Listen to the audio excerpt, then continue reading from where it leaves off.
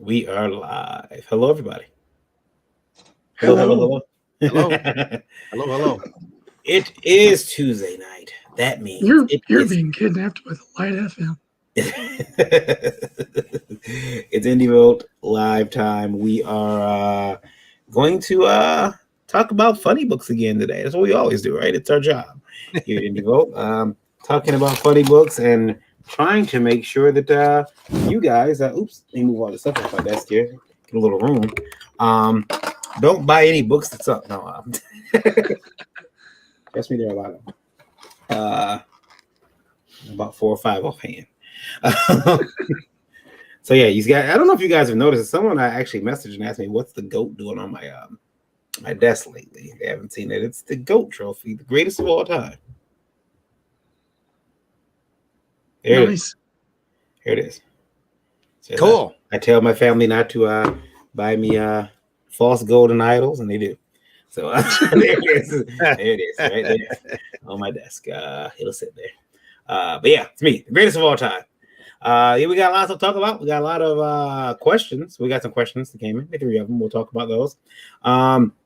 We're gonna go back and also discuss something that happened on special issues. That last episode of special issues was on Sunday, and it was a very hot topic. People have messaged me about it afterwards, and that conversation looks like it's going to continue. You know, and that's what special issues is for. It's for the cause conversation and to actually help. That's what Indie Vote's for. Period. Basically, to educate and start a dialogue. Yeah. So let's hit the intro, and we will be right back. Here we go. Hang on. They gotta have it pulled up, but Everybody get it? I got it. Here we go. You sure? All right. Your body keeps calling, all systems recharging. Send a shockwave straight to my bones, like it's supernatural. Pulse dropping, black darkness, you get my heart started. Send a shockwave straight to my bones, like it's supernatural.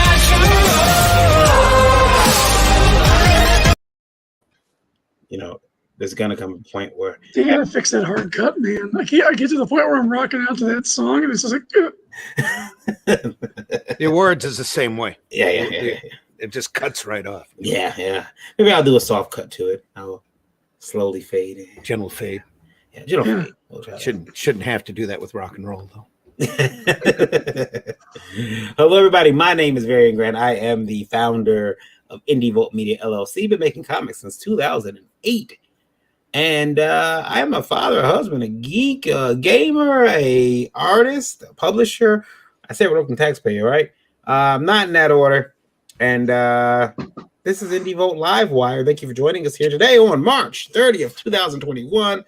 The day before the last day of March. My birthday month, March. Love it. Can't get enough of it. mine too. Yeah. Is that fellow Pisces in the house? Mr. Hotz. Well, actually, no. Did you make Pisces? Did you make it? Oh, yeah. You made it. Say it. Sorry. Yeah, you made it. Yeah. Just Ooh. the Indie Princess and her weird thumbs not liking the fact that we're Pisces. She has this weird bendy thumbs that look like they're broken. They actually hurt her to hold straight. Yeah. So you guys are twinsies. As always, joined by the beautiful Indie Princess. Hello, Lola. How are you? I am a nervous wreck. Oh no, tomorrow's the day. It is. Dun, dun, dun. My nerves are all over the place. Or does that kick on at midnight tonight? No, it's actually going live at 8:30 p.m. tomorrow. We're That's doing your- a launch party on Yep. Geekgasm. That explains it. Okay. That So I'm explains the trying to launch get- party. Everything together, and I'm a nervous wreck. Deep breaths. I'm trying. Don't screw up. Mr. Zim, who are you? I ask me that question all the time. No. Hey, everybody. I'm Randy Zimmerman. I'm a longtime alternative and independent comics creator, publisher, distributor, everything. I've done everything in the direct market that you can imagine for many, many, many years, coordinated conventions, retailed for a decade, all sorts of stuff. And right now I am bringing back Arrow Comics 4.0. And we have an Indie Revolt live right now on Indiegogo. We're looking to get this great sequential art collection out into as many hands as possible. So go up there and take a look at it. It's a great collection. It's going to be a phenomenal book. It's already at 120 pages. We get another 9 people sign on. It'll go to 130. And there'll be a special print available for everybody that backs the book by Daphne Lage of Mischievous from Tales from the Aniverse. Ooh. Very nice. So other than that, I'm happy to be here on Indie Volt. Va va va voom. Yes. Mr. Hodson. Yes. Hey everyone, Eric Hodson, the Dreaded Dinosaur, at Dreaded Dinosaur, and also host of It Came from Webtoon, the greatest show on Indie Volt about webtoons. It's also the only one, and yeah, and the creator of Dreaded Dinosaur Man on webtoons and on Tapas. Just launched a new episode today. It dropped on webtoons. And you have to wait a few weeks on Tapas if you're solely on that. But new episode's up, and I'm really happy about that. And not to toot my own horn, but Eric also did a phenomenal story that's in Revolt that has the secret origin of Dreaded Dinosaur Man. The story will only be told there. So if you actually, It's the only place you're going to get it. Yep. You got to back that book. There you go. How many backers you got already? You got 50 yet? We got 41. Yeah, 41. 41. Yep. We need 50 for some reason, don't we? Yeah, 50 adds another 10 pages to the book and that print by Daphne Lage. And number 50 gets the original for that print. That's very cool. Yeah. So 50, everybody gets the print? Everybody gets a print of the work once we pass that 50 mark. Yeah. We only have 9 more to go. Yeah. We have a PDF up there. If you're not, in order to keep anybody from having to take on that big mailing cost, but the book itself is going to be phenomenal. It's a flip book where you're going to go in front covers on both sides. Did I don't know, not this newest issue, but the last issue too. Randy was folded into the Dinosaur Man universe. The last episode, yeah. General Zim. General Zim. Yeah. He's there. Guys, think in the chat right now, Jake says, "Don't get lured into the street, into the stress." I hear it fucks with you. It really does fuck with you. Morgan Austin says, "Hello, guys." Hello, Morgan. Morgan, how are you? Hail. Smash the like and share. Thank you, Pops. Appreciate it. Woohoo! Congrats on 133%, says Jake. Yeah. Yes, thanks, Jake.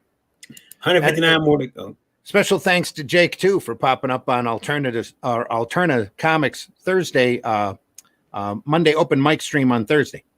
Last Thursday, I was up there yesterday talking to Peter for 3 minutes. Yeah, I made it. It was good. That's a lot of. Got to play the 1 minute video and everything. That's cool. That's cool. So I want to get into the questions here. And I figured we'll start with a funny one that was someone sent in. Don't know if Daphne's watching. We did mention her earlier. Here's one for Daphne. One for Daphne from what's that? Exposure? G Exposure? G Exposure. Yeah. G Exposure. I feel Daph doesn't need coffee anymore. Her copyright rage is waking her up. Yeah. Yeah, she's I would agree with that. I would agree that Daphne's we have a clip for that. Daphne, do we have something we want to add to this? Yeah. Hey everybody, we're TVMA DLSV. Yeah, Daphne and I don't think does Daphne even drink coffee? I don't think she does. I think she's a tea drinker. Yeah. I could be wrong though. I don't know. Let's go into this one question here, and is that it? That's all we're going to say about Daphne's rage? I mean, it's her rage is becoming legendary. Yeah, it's. All right, here we go. Let's go into this one here. Bob says there's only 159 more to go because at 200 backers for that Revolt book, Pops gets the story in there. That's right. Daff Rant TM. There we go. Let's see here. X Allen says good evening. Hello, Hex. And on and on and on. He writes in often. He or Yeah. she writes in often. Which live con is going to be the first to set up a Comicsgate alley, or has it already happened? Hashtag gotta keep them separated. You got to keep them separated. Well, Anon, you need to calm down, buddy. Obviously, you're a little upset. So, deep breaths. We're just here to talk about good comics. Well, I think that I've seen some different alleys. I've seen some different sections. I've seen LGBTQ alley, and I spoke to some people who are LGBTQ, and they told me, a couple of them told me they didn't like the idea of that alley. They didn't like that. They didn't like to be. They didn't want to be separated. They didn't want to be, held, in a, because it was completely voluntary. Like, you could go there if you want to. It wasn't like, hey, you're LGBTQ, go in that section. They wanted to, but if you wanted to, you could. It was completely voluntary. But there were people that I know that said, I don't want to be in that. What happens if someone decides that's the area they want to mess with, or that's the area they want to avoid? So I would see a CG alley being an area that would be hotly contested. I could imagine. Still, you think so? Still, I could see someone wanting to make a point, wanting to make a scene. Aren't we ready to climb out of the schoolyard yet? I would like to think so. I hope we are, but I know and just talk about good comics. Can't we just do that? It's always going to be a minority of people, and I mean that as a small group of people who are going to start crap about stuff like this, and who are going to make it an issue, and they're going to make it an issue on either side. But are they really going to do that in person though? Because social media is so different.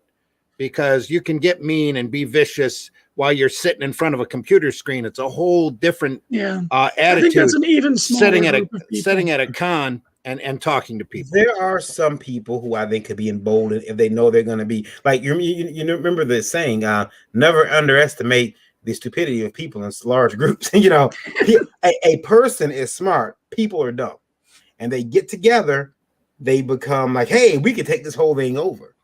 I once seen at a show a group of people decide they were going to get around. They were going to start marching and parading around the show for no reason whatsoever. They wanted to parade around the show, and that got quashed very quickly. That's the academia kiddies, isn't it? No. This was a subgroup. This is a subgroup. They wanted to bring their personal preferences into the con for no reason. I'm not going to go too much into it, but they felt they wanted to parade around the show, and the promoter got wind of it and shut it down. He says, no, you're not. If you do that, you consider yourself permabanned. Anybody who takes part in this little parade, you don't need to boycott here. You don't need to protest here. There's no need for that. What are you protesting in my show? Why? Yeah. And but as far as a area just for comics haters, no, I think they'll have their own con before that happens. Which before the shutdown, that was being planned. That was in the works. Yeah. To have a CG themed con, and it's still may be something that happens later on, but I think at least within CG, it's already mainstreamed itself to the point where there's so many people that are in it. You can, like today, there was some people starting something, and we're talking furries, right? Yeah. And somebody's like, oh yeah, these CG guys are you're starting something, and they drop the names. I'm like, who? So it's time to get out of the schoolyard, folks, and let's just talk about good comics. Making comics is what's important. Yes, man. I hope con promoters are smart enough to tell people they're not going to divide people. Yeah, I hope they would be. The problem is, like Randy says, letting go of the schoolyard stuff. But the other thing is, it is hard to forget a lot of the stuff that's happened. Well, that's true. But if certain people were to have, I'm going to get on a soapbox. I better shut up. It's just that it's hard to forget a lot of stuff that's happened. Well, And I was gonna say, if court battles were to be finished Mhm. and fine lines were to be drawn as far as what proper conduct is supposed to be, instead of people chickening out. And anyway, yeah. I get it. that I would get have it. been would have been a whole different situation, and maybe we'd have grown the fuck up. Yeah. by now. I tell you what, here's my final thought on this. Segregation, no matter what your motive is behind it, is still bad. Yes. It was bad in the good old days. It was bad, and in the new days, it's still bad. Even if you think you're doing it for good reasons, it's a terrible idea. Now you can't. Now I'm also having said that.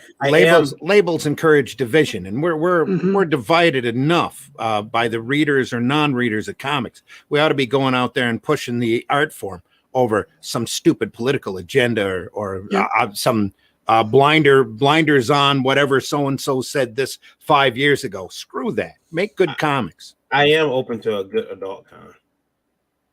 That's way overdue. Yeah, I am open to that. Yeah. I was going to say, when you were talking about the segregating the aisles, I remember attending a really big convention in our area that had a fantasy aisle that had all of the Playboy bunnies at it and a few, shall we say, adult film stars. Yeah. All lined up. And it was at that point, they were trying to be a family friendly show. Well, they still had that aisle. The funny thing about that is that I remember about 10 years ago, still seeing some Playboy Playmates at one of our local shows. And, I would always go over there and high five them. They were very happy in the morning. You go by, hey, ladies, how's it going? Good morning. And yet, on the other hand, I've attended a show in a different state where they had an entire room, like a conference room, sectioned off specifically for adult material, where they had somebody at the doorway checking licenses, and that was awesome.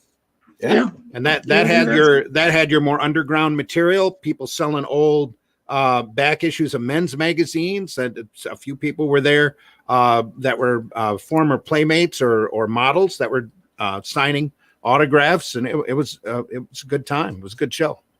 Rebel Comics in the house, right along with hey Rebel. I said hi to Jake, and Danae is there. Hey, Danae is hey. Now I started your box today, Danae. Just so you know. All right, so here's our next question. Our last question for the day, before we get into some other stuff. Here we go. There's more stuff. More stuff. Here we go. Cool. Another Anon. Now we started that. Let me rephrase this one. We started this one from Sunday Funnies. It was sent in. Oh, okay. And you guys asked me to wait. Yeah. And so it's back. Well, that's because you pulled it up like at 10 minutes before we were done. And it was the wife's birthday. I had to run. So happy wife, happy life, When I come across fan pages dedicated to my work, I join them under my blank account. I get a bit upset, though, when I see members sharing bootleg prints and products of my IPs and art and links to where to get them. Am I out of line? Now it should be noted that Anon is working in the mainstream. We now know who Anon is. This Anon. Yeah, this Anon. And we don't know who he is. We can only think we know who. Well, yeah. There's a good chance we know exactly who it is. But if it is that person, they are I think it's fair enough to say they're a well-known name. Yes. And hail to you, Anon. Yeah. Thanks for listening. If it is who we think that it is, and I think that I don't know. I don't think they're out of line. I will get a little upset too. I'll tell you this. I know Rob Liefeld listens to this program. It's no secret. I joined the group, and I tell you this is how bad I am. I do parody pieces, so instead of doing just like a basic print, because I think anybody can do a cool Batman, anybody can do a cool Deadpool. I do parody pieces of characters. So I started this thing where I started taking movie posters and putting my favorite characters in them. And nothing's cooler than a Marie Severin type, not Brand Eck type character. bouncing out there too. Scotty Young's been, made an industry off of it because he's got such a unique style. Right. So Yeah. what I do is I'll take so I got a picture of Spectre Gadget and Darkwing Duck. I call it Bad Detectives. It's a parody of the Bad Boys poster. I have a Ninja Turtles print that is it's a parody of the Four Brothers movie poster. And I took a picture of the print, and I showed it on a group page that I'm in, a Ninja Turtle group page. Well, somebody said, "Oh, I'll fix it for you." They took it, they warped it, they cut out the, everything around it. Yeah, this is cool, thanks. And it's like, bro, but it's not. Here's the thing: the Ninja Turtles are not my IP. I have no right to draw those characters, other than just for my own, my own desire. But it's like, I still felt a little like, what the hell are you doing? Why would you do that? Now, when I think about it being my IP, it's like, ugh, if someone had Spank the Monkey plushies, somebody were to bring a Spank the Monkey print they copied offline, bring it to a show, it's happened to you. Like, I mean, it sucks that you found out as a fan. If there's a Randy Zimmerman Facebook group about the art of Randy Zimmerman, people are like, hey, I got this Spank the Monkey plushie from geekplaza.org. Mm-hmm. Go get yours now. Would you be upset about that? I would be getting a hold of geekplaza.org and asking where my royalty money is. I had an artist buddy of mine that was really he was, shall we say, internet famous. And they had a traveling show lift a bunch of pieces of his artwork for their promotionals. And he tracked him down and said, "Hey, where's my royalty?"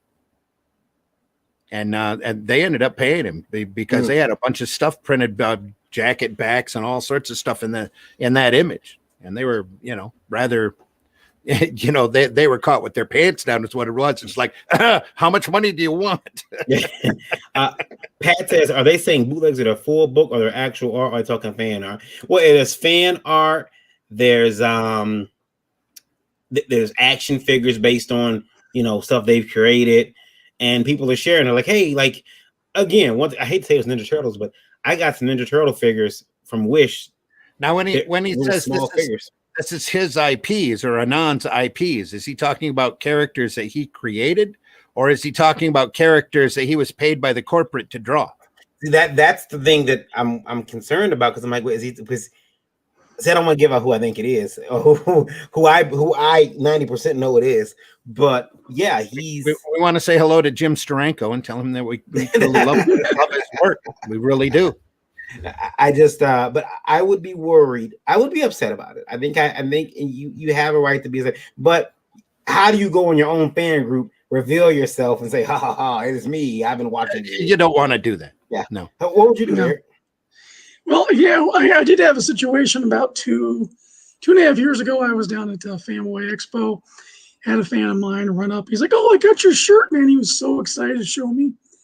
And it was the ugliest knockoff of my Fantastic Four Horsemen piece I've ever seen. Somebody printed a low-res JPEG they found on the internet and cut around the red part and then did an iron-on transfer.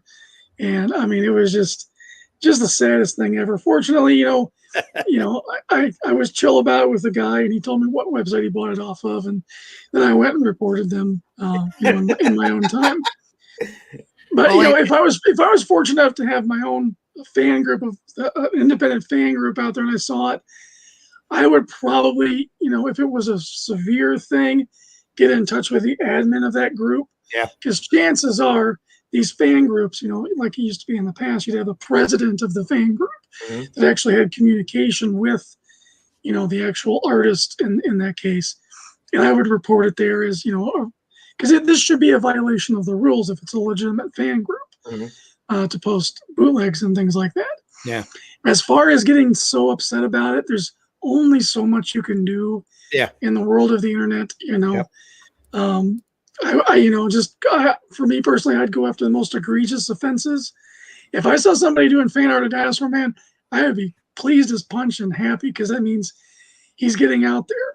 Now, if I saw some lewd fan art and some other stuff, that I would talk to my lawyer about, because that tarnishes the brand and can come back on me and tarnish my image and all that. So that's kind of where my policing would go.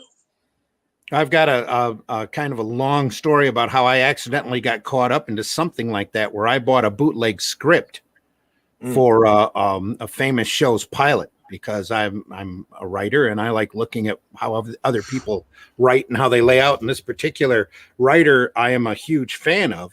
And I went and I took the script to him, not realizing that it was a bootleg. And he looked at me and said, "Where the hell did you get this?" He was genuinely mad. And I said, "Well, I bought it from a guy over here I didn't realize that it wasn't anything I wasn't supposed to buy, or I wouldn't have bought it." And I told him, I'm having you sign this because I'm always going to keep it, because and it is a script that I admire, and I'll be sitting here and, looking through and reading this. So he said, "You're never going to sell this again, right?" I said, "No, never." And he took it and he wrote this big long note about how I will fry in hell if I ever sell this script to anybody else again. And then he signed it. I still have it. I love it. It's great, but it's a great note. It's "You will fry in hell, Randy." Yeah, well, pretty much. This is Randy's script. Randy has told me he's never going to resell this again, and if he ever does, he's going to fry in hell. Now, I think it was some threat, like he'll track me down with a ball bat or whatever. But anyway, does that count like getting a sketch from your favorite artist? You got a soliloquy there from your favorite writer? Yeah, there you go. Exactly. Yeah, it made the work even rarer, but I'm never going to sell it. Yeah.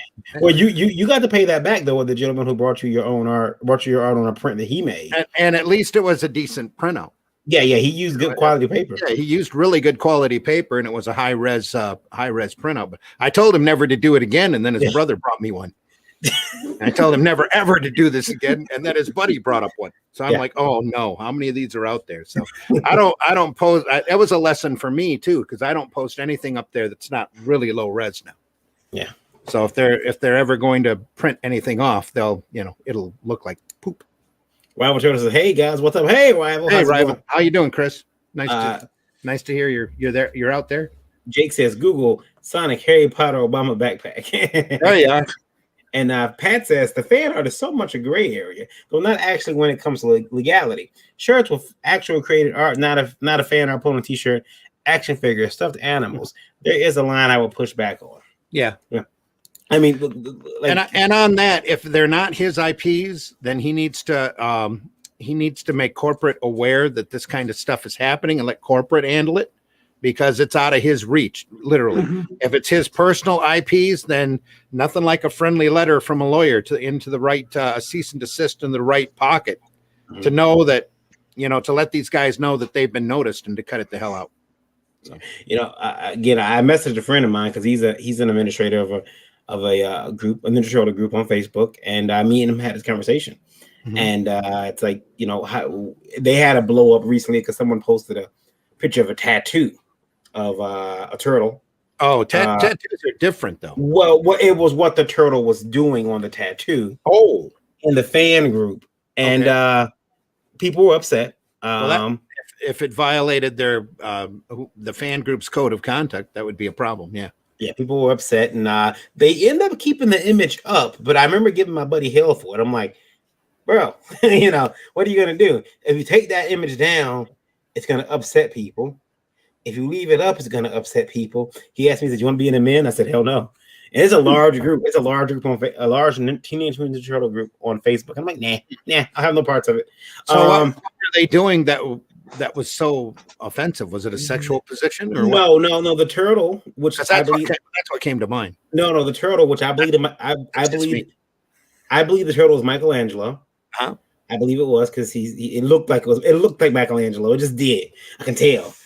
He was on a skateboard, and he's on a skateboard, and he, instead of having a logo on his belt because it's drawn like the old 80s cartoon versions, he has the Anarchy A, and he's throwing what looks to be a cross in the trash can, and it says no masters in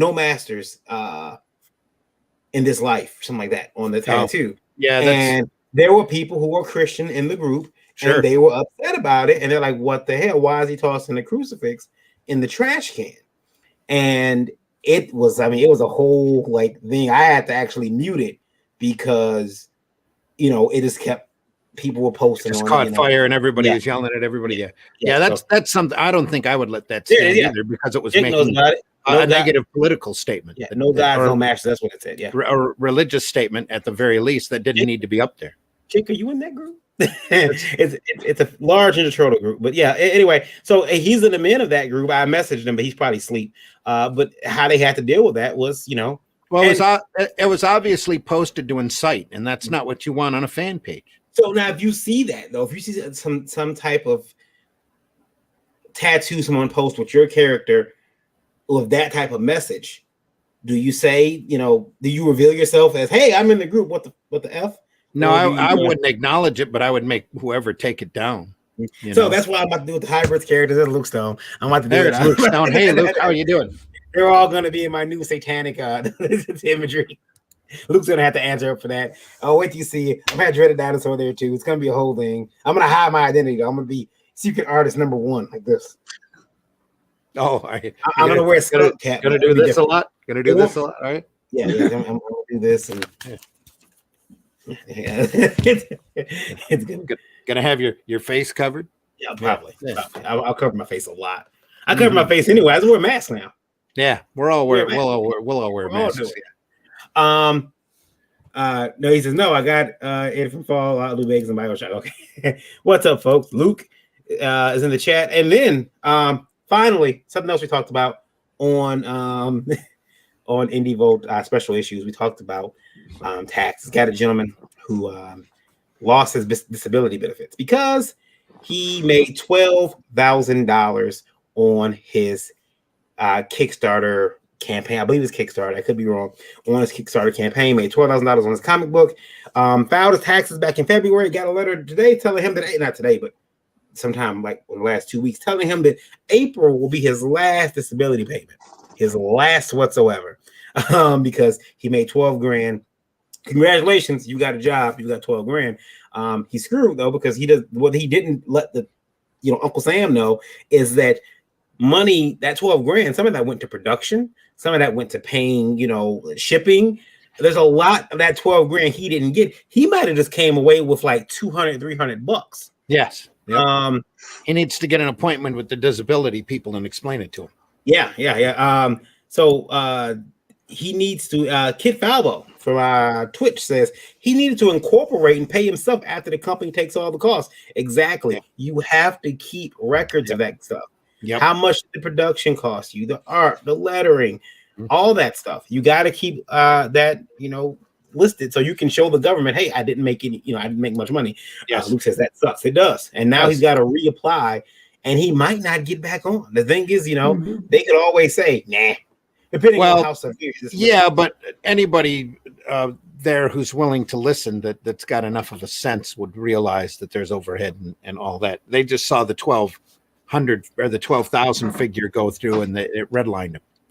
That's what it was. And that he shouldn't have done that. He should have, if he had gotten the 12, he should have gone and gotten an accountant. There should have been a balance up against that with his losses or with his expenditures. And he would have had to have paid taxes on that, the leftover profit, which might have actually fallen within whatever guidelines they have so that he could keep his disability. It's literally a lack of crossed wires in communication kind of thing that he needs to get straightened out. Yeah. And then in the future, then you form your company and you stay separate from that and make sure you pay yourself whatever the maximum is. That's all that you get in order to keep your disability running. Jake says, can you earn $5,000 tax free despite receiving benefits? I don't believe so. I don't know. It depends on your poverty line in your state. Yes. Yeah. Every state has different rules. Lola, what'd you say? A married couple can only earn $3,000. A married couple coming on $3,000. Oh, you need to unmute your mic because it couldn't hear you. But yeah, so $3,000 for a married couple. That's and I'll tell you this right now. According to their rules on the Social Security site, it had said, I was looking it up.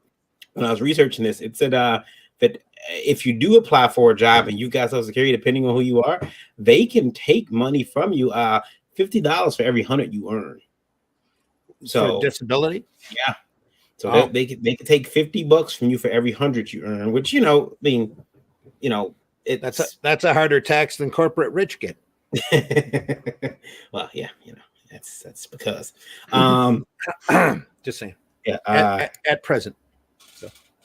Jake says the F we can earn we can earn yearly 5 to 4K before having to start paying tax. I'm moving. Well, Jake, you're in a progressive country that considers the United States to be a little backwards. So yeah, I'm moving. That's the way that works. I'm moving to Norway. I'm not kidding. So yeah. Kip Bubba says it is not a matriarchy. Yeah, it's meritocracy. Yeah. Well, I'm sorry, I can't speak today. I'm losing it. For whatever reason, in the United States, the better you do, the worse you're treated, and the more taxes you pay. But if you get to a certain point where you're super wealthy, you're insulated enough to not become poor from it, and they just make everybody else poor. Yeah, you got to get past that magical hurdle. That's the way I intend to get that rich. I want to get so rich I get to say who said what. But again, there are plenty of protections in place. He needed to have had an accountant to start with, especially when you're handling that kind of money from a campaign like that. All of a sudden, it's bound to upset a few apple carts just seeing that high figure from your campaign total. And I'll tell you this, I got LLCs because just from the start, because it helps, when it comes to bank accounts, if you're expecting to make any money, the earlier for me personally, the earlier I have it, the better, because I'll tell you, it's to have it and be able to go file your taxes and say, look, here's the LLC I have. It saved me. I went and got an accountant and took Randy's advice, was told, hey, every comic book you bought is now a write-off. Mm-hmm. Let me tell you something, people. It's what they call research. Yeah. You have to stay up on the trends too. So any comic, any movie, any whatever that has to do with entertainment, the field that you're in. I mean, if you get audited, you might have them come down and say, well, I'm sorry, but your Harlequin romance collection doesn't quite fit what you're currently working in. So that's not quite deductible, but says you can deduct the accountant too. Not that I've done any kind of setup. Yeah. Jake says I learned that if I made an LLC and apply for benefits, I could get an income from running a business from welfare. It's a bit complicated to get into here, but that's very bare bones explanation. And again, that's Norway also. So. Yeah. America, you have to be destitute. You have to get any help. Jake said, Luke says it sneaks up on you when you aren't sure how a campaign will be received. Yeah, it can. Yep. Jake says, it's one thing I'm happy about is that I won't be in charge of my taxes. You could do like Brian has done, Brian Rotman, and just marry an accountant. That helps a lot. Marry an accountant, worry about nothing. Let's take a look at a campaign that this person may have to file their taxes. And again, for us as being independent workers or work for hire or freelance artists, you need to go out and find yourself a freelance accountant as well. Mm-hmm. Because they're the ones that are really going to look out for you because they're in the same boat that you are, making an independent living. This is one Eric brought to us to take a look at. I'm trying to get this guy on to be with us, but he wouldn't be able to make it today. But I wanted to highlight the campaign just because it looks so cool.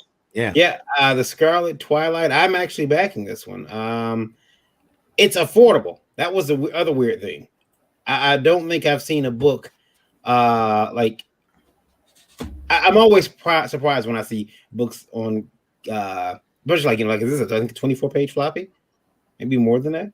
That is under I mean he's got a printed comic $5.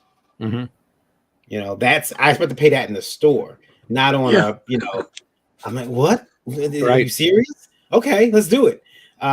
It's a good looking campaign. I'm gonna play the video here. Here we go. News flash.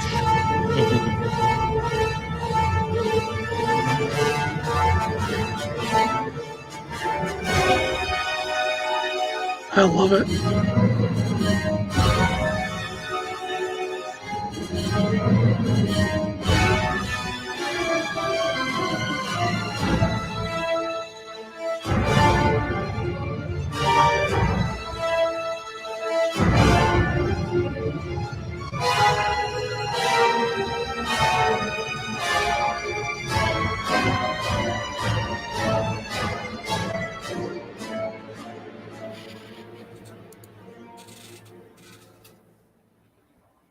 Love it. Yeah. Golden age throwback stuff. Love it. Yep. So let's take a look at it from Benjamin Morse. And that cover, it reminds me a lot of the Phantom. And I'm a big Phantom fan. Yeah. I'm kicking myself. I was at Randy's show. Randy does a show over in Flint. And I go up there. It's about 45, 50 minutes from my house. But I go up there every year, and there was a vendor there one year had a Phantom Funko Pop. I'm gonna get it. Get it. I'll get it at the end of the day. And by the time I got over to him, it was gone. And I'm kicking myself. And every time I don't know why I never think about this, finding it on Facebook and getting it, or Facebook or eBay or something and buying it. But the Phantom was one of the first characters my dad introduced me to. Eric, what's the name of the show with Flash Gordon and the Phantom? And oh gosh, yeah. Defenders of Earth. Yes. Yeah. I had those action figures, and I still have my Flash Gordon one and my Phantom one. I still have them, and I used to love playing with those figures. Man, they were great. Yep. And they were nice big figures too. For the time, for my little itty bitty hands. They were like 6-inch figures, if I'm not mistaken. Yeah. No. Probably about 4 inch. 4 or 5. Yeah, 4 or 5 inch. Yeah. They were great, and love those figures. But they, so I developed a love for the Phantom when that movie came out. My cousin was working at Best Buy at the time, and he came over to my house, and he had a Ziploc bag full of Phantom rings. They were doing as a promotion. Oh, that's cool. Like a huge bag of Phantom rings. And he said, "Hey, could you sell these at school?" And he says, "I'll split it with you." And I'm like, okay. So I took the rings to school. I couldn't sell any of them, but nobody knew who the Phantom was. That's right. But I had my Phantom ring, and boy, oh boy, I tell you right now, I punched a lot of kids because I had a Phantom ring. I still have that ring too. Still have one of them. But it's based off the Billy Zane version, and I love that movie too, just because I know it's hokey. I know what's in. I love that movie. Let's see who's in the chat. Crimson Owl Comics says, "What's up, everyone? What's up, Crimson Owl?" Yeah. Owl. Can't speak today. Kid Falbo says, "Everything costs money, and money benefits those who already have it. You'll make 5-10K on average per book if you get a good publisher and are normal as opposed to big. Considering all the time costs you're getting paid, almost nothing. It is the wealthy and connected who benefit the most." Jake says, "Our tax system is automated for summary, but you got to do the budgets and keep the files assorted." Yeah. He says, "Sup, Ronnie?" Comic Talk says, "Please hit the like and share the stream. Exposure is king." Yep. Loving the cover. That's a great cover for that book. Yeah, it is. That's very the classic. retro variant. The retro one. Oh my gosh. Yeah. I want the retro one. Ooh, NECA is releasing Defenders of the Earth action figures. They look amazing. NECA needs to change their name. They're gonna get somebody beat up one day. The Phantom rings that sell gangbusters, boomers, and Gen Xers here. They would. I'm gonna dig out that bag and start selling the rings again. I'm gonna get sued. I'm gonna do that though. Yeah, here it is. Here's the retro. Look at the design on this. Yeah. The logo. Go back up to the logo. Mm-hmm. Just have to admire this typography here. Well, you got to also understand that Dreaded Dinosaur is a bit of a font snob. Yeah, he's kind of unbearable, kind of hard to live with when you're talking about fonts. So he's a font snob. Buy your fonts from Comic Craft if you make comics. I'm pretty sure he's got font porn folders. Like, oh, look at these fonts. He's got. It's like, look at this. Look at the curvaceous sans serif. Oh. Look at the leading on that one. It's a character in like that sentence. Oh, look at the gentle lines, the deep swooping motions. Lancet Comics #1, March 21. 24 pages in full color. And look at that art. I mean, that looks like an old book. That it really does. It's classic stuff. You guys remember when Image did it? Was it 61? Is that what it's called? 63, Image 63. 1963. Yeah, 1963. I loved those. I loved those so much. Yeah, I had the Fury. And that was the best one. That was the best one, was Fury. Yeah, I drew him a bunch of times in school as a kid, and kids said, "Why are you trying to bootleg Spider-Man?" Like, yeah. I love the costume design here too. Oh yeah, the little shields on his wrists were pretty awesome.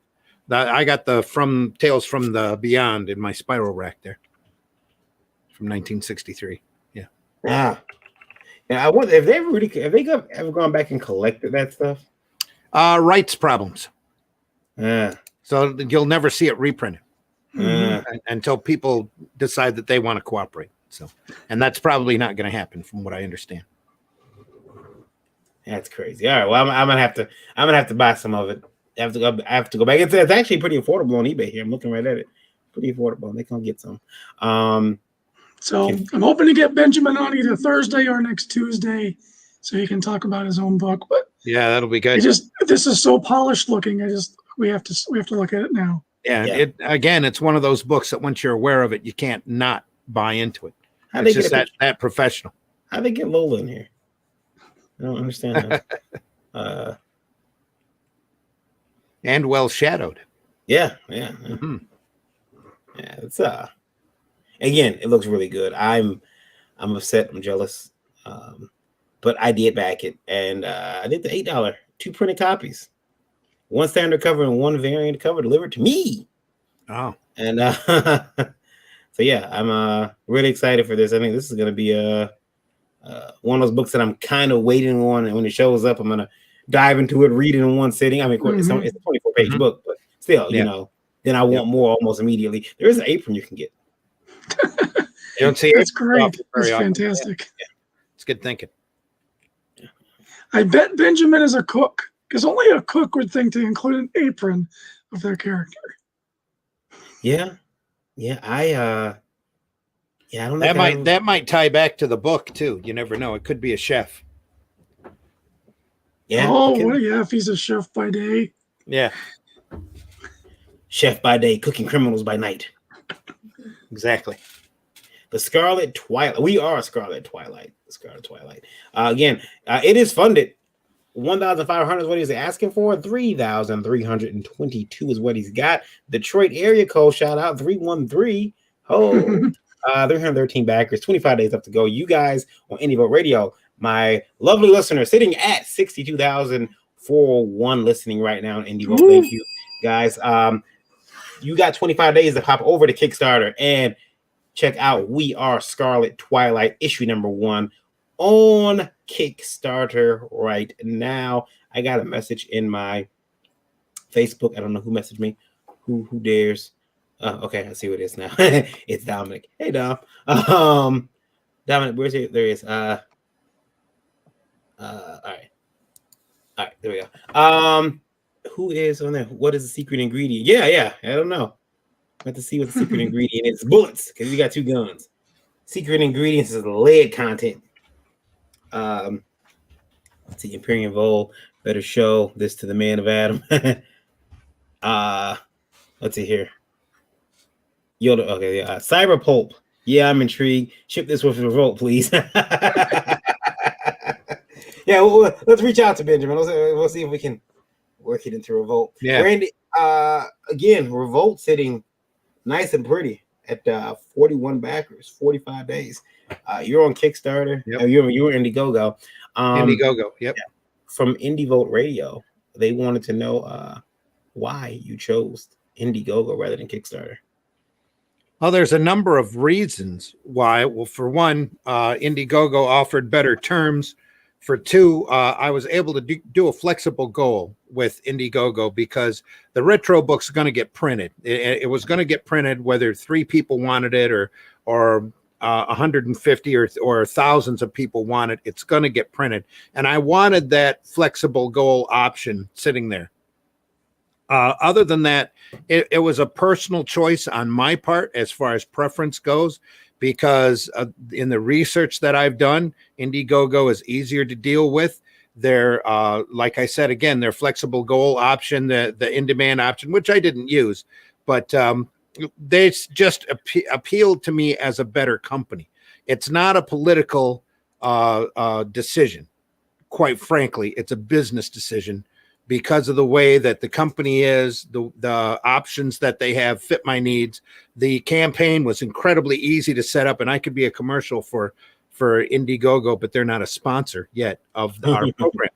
But there are a lot of platform options out there. Kickstarter just never has appealed to me. I do have I have bought into campaigns over on Kickstarter. I just like good comics, dude. So I go over there. I'm patiently, Andrew.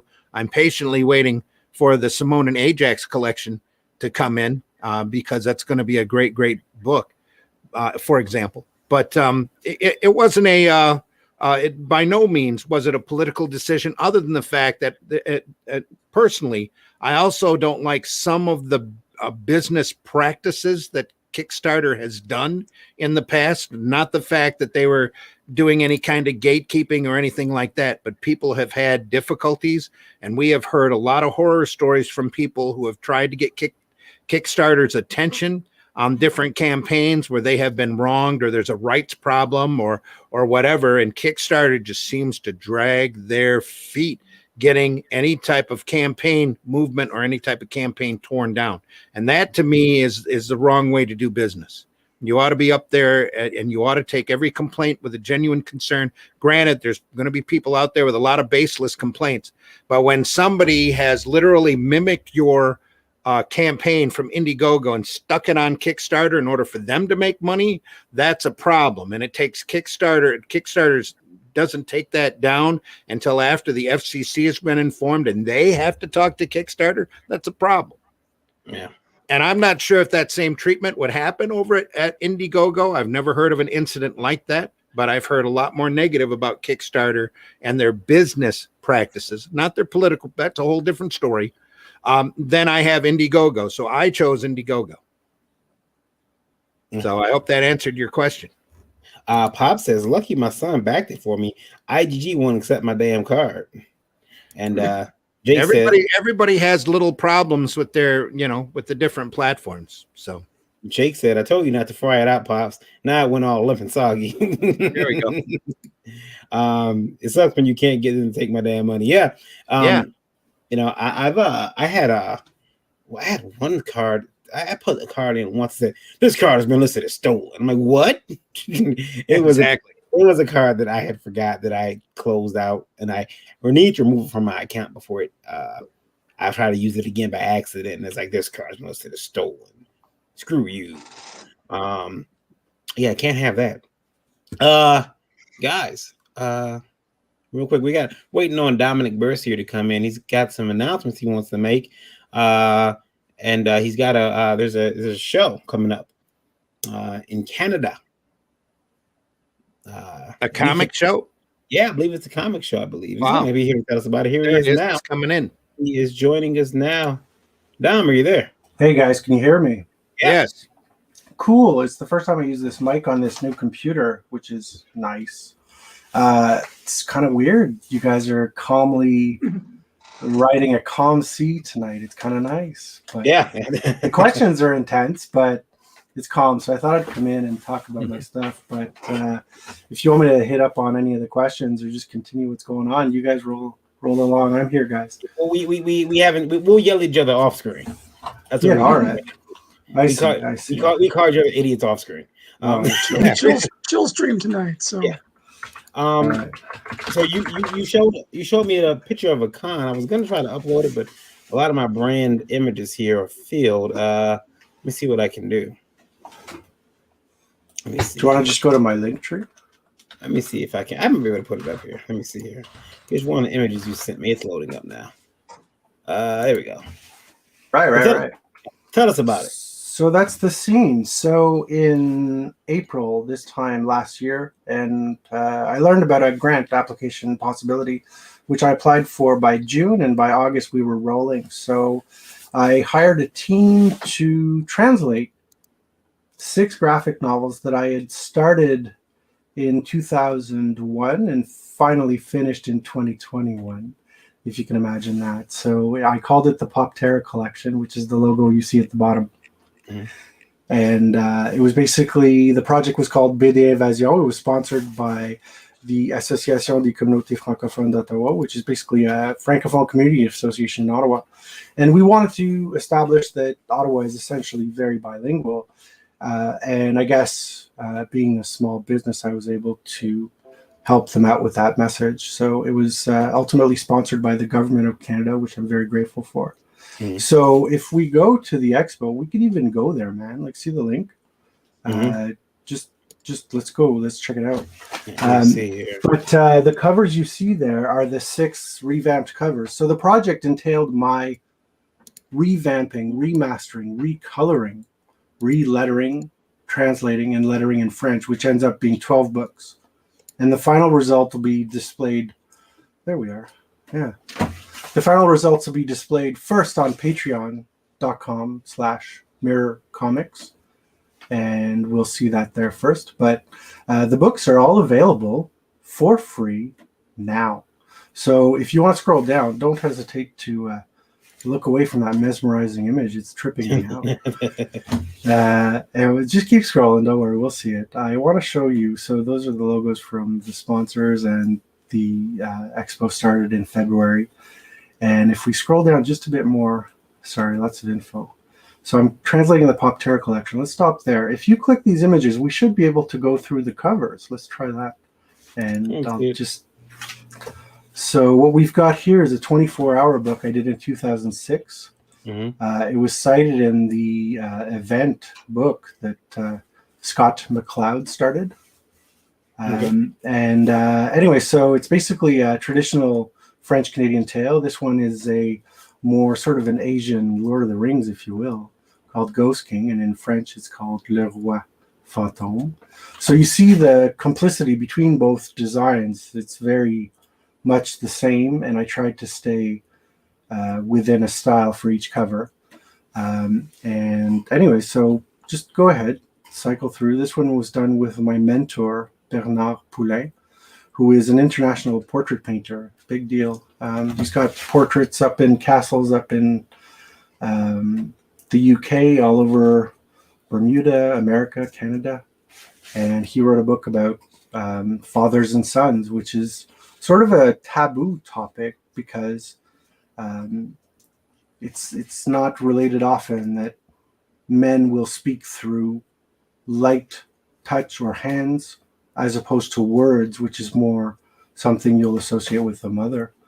And anyway, so we could keep cycling through. I won't go through each one, but this was Mission Arizona, and it's the same title in French, except the subtitle is different.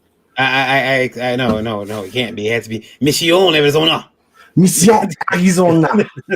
How's that? And then this is the bird collar that I did with one of my best friends, Jeff Martel. He has a big weirdstudies.com podcast. They talk about philosophy and art, and you have no idea how trippy that can really get. So this is Au Chant des Oiseaux, which is the French version of the bird collar. And though we don't need to go down, we can access all of these books in their own page by going down to the bottom if you want to pick one. So there's your table of contents. Just pick the one you like. Yeah, let's check out bird collar. So you see the bird collar is a good example of how buck wild I went with the colors, and all of the pages are there at the bottom where you'll see. I even had my brother do soundtracks, so you could play the soundtrack at the same time. I don't know if that's helpful now, but you see the work was done, and I was not doing well at the time, and everything was kind of chaotic. And I had my studio in Toronto just plastered with these small crepe papers that were used for small animation. You guys ever do small animation? Eric, maybe? You know those animations where you do it super small? So I had those crepe paper that was sort of see-through, so I was doing a lot of drawing using the transparency as help. Anyway, so these were originally published in 2012. in English, and it was in black and white. The photographs are mine. The clouds. It was from a trip back from Fan Expo Canada, and the clouds were just mental. So they're all over that. Oh man, you taking phone calls, Marion? No, I don't know what that was. I don't think it's my phone. I think it may have been my phone or some Anyway. other device I got around here. Anyway, off. so I'll just point out one detail. We don't have to go through all of the pages, though. You see how I'm really trying to get an emotion out of the colors and try to build a mood. But you'll see. Go ahead to the next one. It'll be a good example. That's in English. Go to the next one. That's in French. Go to the next one. That's the art. Mm-hmm. So you have that replicated throughout each gallery or each of the 6 galleries. So access to that is simply bdinvasion.com. BD for Bond Disney. Anyway, thanks for looking, man. Yeah, no problem. If anyone has any questions, they can go to mirrorcomics.com or go to my link tree at Mirror Comics, and I really appreciate that. Yeah, I'll post it in the description of the video. Cool, thanks. So yeah, I do like that. Larry says, "Invite me to your con." Yeah. What con? Yeah, he said that one. Well, it says BD con, so BD Invasion. So I think it kind of, you kind of think it's a con at first, but yeah, I would. Well, he was riffing off the whole Europe not being far from the UK invasion. Mm-hmm. You know, you had that in pop, you had that in rock, you had that in comics, mm-hmm. and now it's sort of playing on that. But you know, it's kind of scary. It's an invasion. It's kind of like, well, is that the right title to go with? I don't know. But I went with it. So we're going. Exactly. Oh no, the BDs are invading. So there you go. Thanks, man. No problem. Paul said, Tylenol payment. What are these things you speak of? That ties into the note above. So they're having a discussion in the chat. Crimson Mouse says he loves that panel. Yeah, that's a cool panel. Thank you. I appreciate Diamond for coming on and sharing that with us. If you want, again, BD Invasion. It's what you want to look up if you want to go check out that free comics. Pretty much. Yeah. We exactly that. Yeah, we always like that. Well, you guys were talking about the whole. I like Dominic already. That's Pops. Been expecting them for years. LOL. And again, that's that conversation. These comics got that Dave McKean colors to them. I got a Dave McKean story for you. He told me to go to art school. I was like a hardcore penciler. I was invited to Marvel when I was 17, but I was like, no, I'm gonna finish high school, and I won like every award I could possibly. It was kind of embarrassing. And then I go to San Diego in '96. I meet everyone, and I should have all asked them for a job, but I don't know. I wanted to get work at an image studio. I was really hardcore clone, and anyways, I land at the Alan Spiegel fine art booth, and I'm just surrounded by, well, I mean, the whole con is wall to wall awesome. This is before the Hollywood takeover, '96. So comics were hardcore, they were at the top, and they were about to decline. And it was like, well, you could be a penciler, obviously, or you can become a real artist. So he was a huge influence, absolutely. It's kind of interesting that it's so transparent. It is a good mixed media composition. Thanks so much. Thank you. That's so cool. I think that of that pen. I think that what I don't color, but right. I'm going to attempt it. I've kind of made this idea that after going to Randy's home recently for my birthday and spending time over at Eric's house and seeing that they have Cintiqs. I don't have a Cintiq. Right. So I'm like, this is bullshit. I don't have a Cintiq. So I'm going to bite the bullet and buy a Cintiq. Now, I don't. Here's the problem. Yeah. I'm very shallow. What does that mean? And I'm vain. Bruce Vain, that man.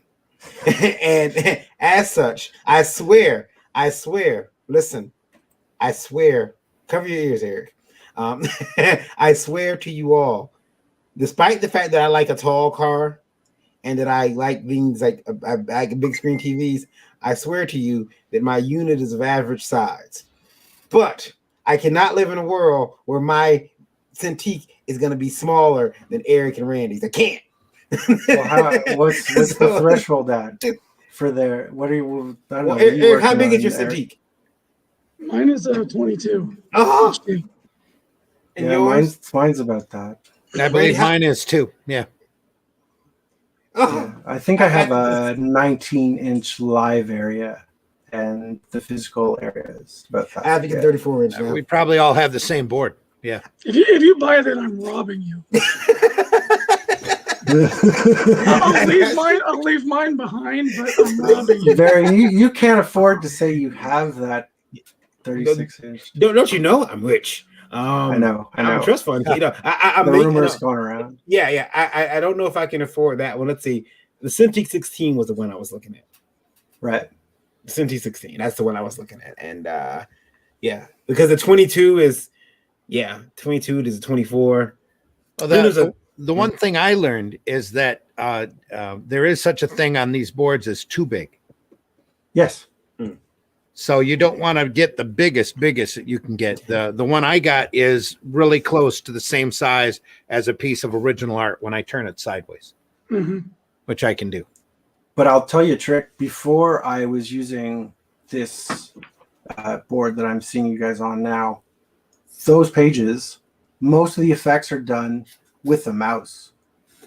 So it's outline of shadow, outline of highlight with a wash of gray underneath. And then I had the photographs going through. And then when I came back in, I just used the mouse because I didn't have this set up at the time. This was many months ago. And so it's basically washes, and we're talking gradients and every effect you can think of on Photoshop. You just cycle through and see what can happen.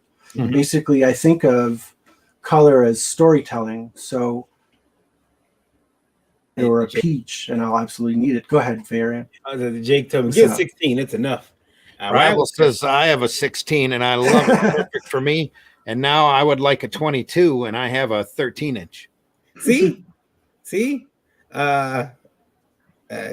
See, roll 4, number 3 on the Indie Vote bingo sheet. I'm a trust fund kid, /baby, and check. That's right. They started that rumor. I'm leaning into it. Nice. Yeah, I would like one because I was like, look, I got a Surface, but then like Eric has an iPad that he draws on, and it's like, you know, he could draw on that when he doesn't want to be glued to his, you know, desk area. Like, you know what I need? Hello, Max. Thanks for listening. I gotta get one, so I'm gonna go ahead and bite the bullet and get one very soon. It's shocking what you can achieve with a mouse. I mean, all of Mouse Guard is done with a mouse. For real. Mouse Guard. Sorry, I launched myself into that one. Go ahead. Indie Vote Radio wants to know, and this is from Devin. Devin says, hey guys, when you are on your streams, I want to know if you ever have an issue with showing art. I had an artist get mad because I profiled their book and they asked me to take it down. Take down the whole video. Wow. Devin, that's never happened. I'm sure now that you said it, it will. I'm not sure I understand. So someone featured their comic on a stream. Yeah. And they're like, hey, that's my comic. Yeah, take it down off your stream. I don't like you. Devin, I'll put it this way. There is an individual that makes a comic.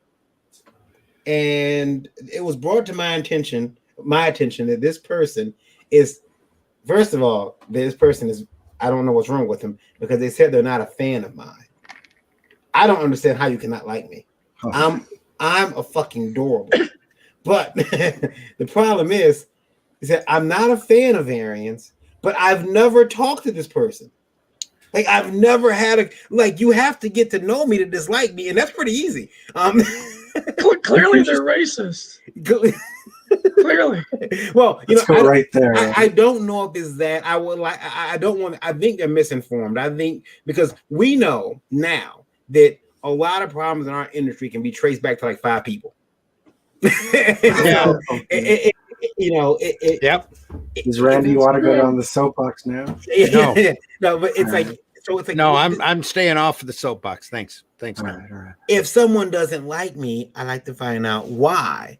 And so when someone tells you take their content off of your stream, Devin, if you can, go in the video, edit it out. If it's on YouTube, YouTube has several tools built right into YouTube that'll let you do that. It does take hours to days, though, depending on how backed up YouTube is. It could take, no matter how fast your internet is, it could take a long while for that to happen. So remember that you know, if you set that up tonight and start doing it, it might not be ready till the night of the 31st. But also keep in mind there's such a thing as fair use too. So Yes.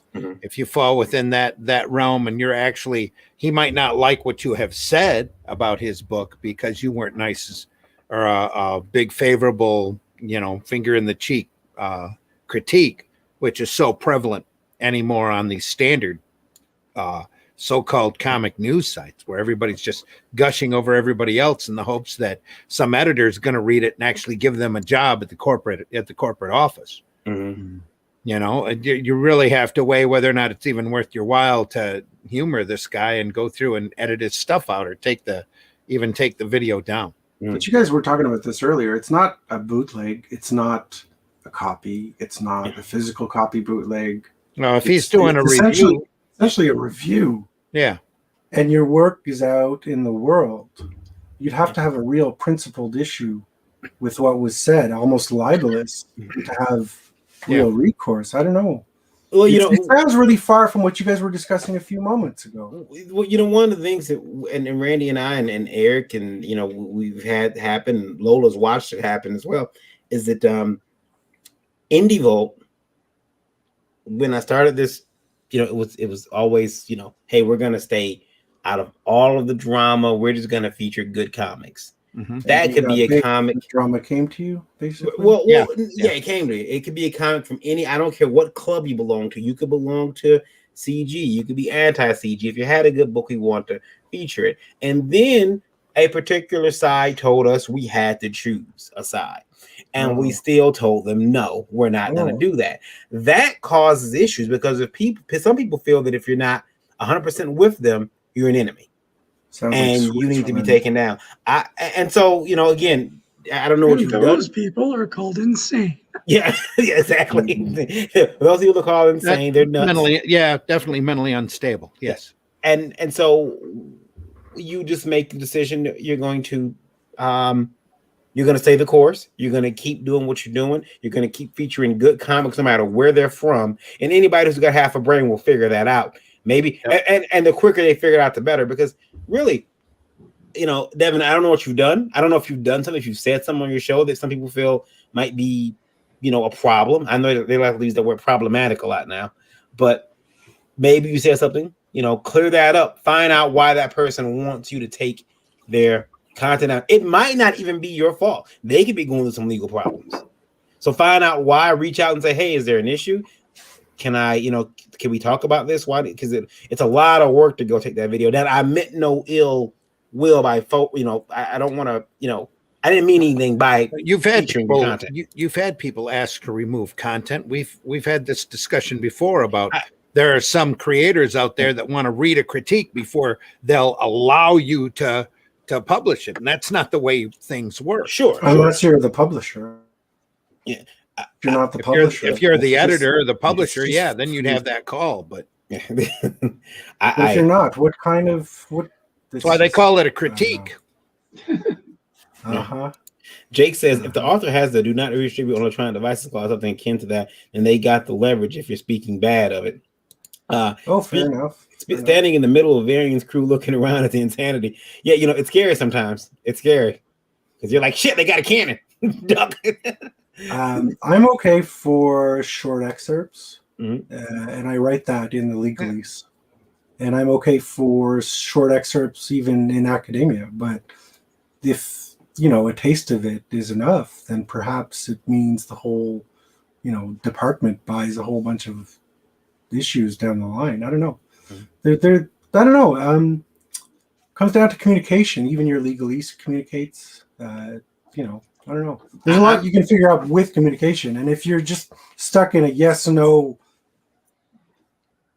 it's just going to be hard to discuss. Yeah, I will tell you right now, I'm turning my Oh. comics so Am vanilla. I making sense? They just took my comics are turning completely vanilla. They just took they just pulled Captain Underpants, issue Captain Underpants off the market. Yeah.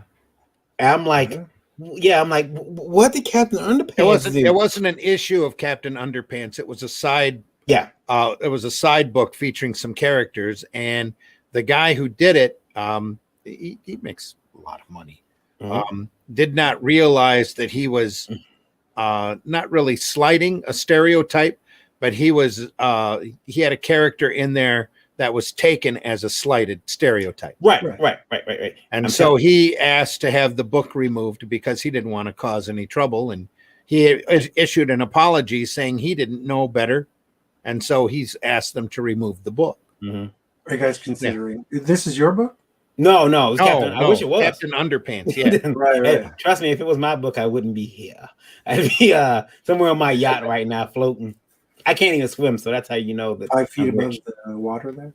If I And buy again, that's going to be like the Dr. Seuss books that they've discontinued. It's just there's going to be a collector's market for that kind of stuff. And 10, 15 years from now, that's going to be quite in demand because people are going to go back, just like you see a lot of the stereotype memorabilia auctions out there of the really offensive stereotypes, the bad Asian, bad African-American stereotypes. True. That there is a huge market out there now in the Asian and the African-American community to actually pick up that memorabilia because it's funny. They find it humorous. I got a question here from Indie Vote Radio, and it's, hey, when are you guys going to sell some Indie Vote live wire props? I'm dying to get my hands on that hat. The bidding should start at 150, and that is from Sam, 2 M's. Sam. You know what you do when your streaming comes around, your streaming bill? Yeah. Put the hat up for auction. What about you just need What to about hat find a knockoffs? supplier for those hats. exactly? I agree. Yeah, I'll find a supplier for the hats. We'll put the Indie Vote patch on them. Come back and buy Definitely one. unique merch. Yeah. And seriously, we do need a coffee cup that has Indie Volt on it. Yeah, I can get those. I can get those coffee cups. Yeah. We'll get some coffee cups. Not a problem. I have Lola look into it. She likes doing stuff like that. She does. Don't make that face. Lola, speaking of you, you've got a campaign you're looking to launch tomorrow. It's you're very scared. Ooh. You're terrified. How do you feel? You'll do great. I mean, do you have an upset tummy? Actually, right now I'm trying not to vomit. My nerves are rattled. I know that feeling. Shame on you for finding that humorous. I'm sorry. I do. She's physically ill. She's gonna, after the next couple of campaigns she does, it's all gonna be old hat. What is this?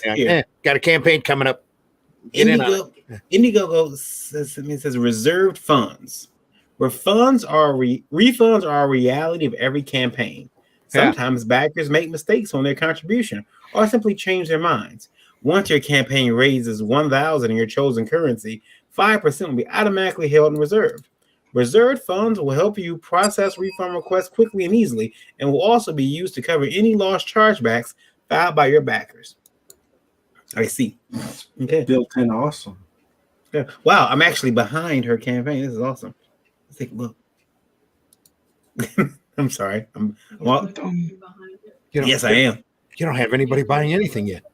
Huh? Okay, well, give me your opinion because I added a whole bunch of new stuff. Well, can I show the campaign here? Can I show the campaign on the stream? Good. Here you go. First time ever. Here it is. We're all going to look at it tomorrow anyway. Yeah. Here it is. You'll be fine. Deep breaths. Lord, there it is, ladies and gentlemen. Campaign. You're adding to her anxiety.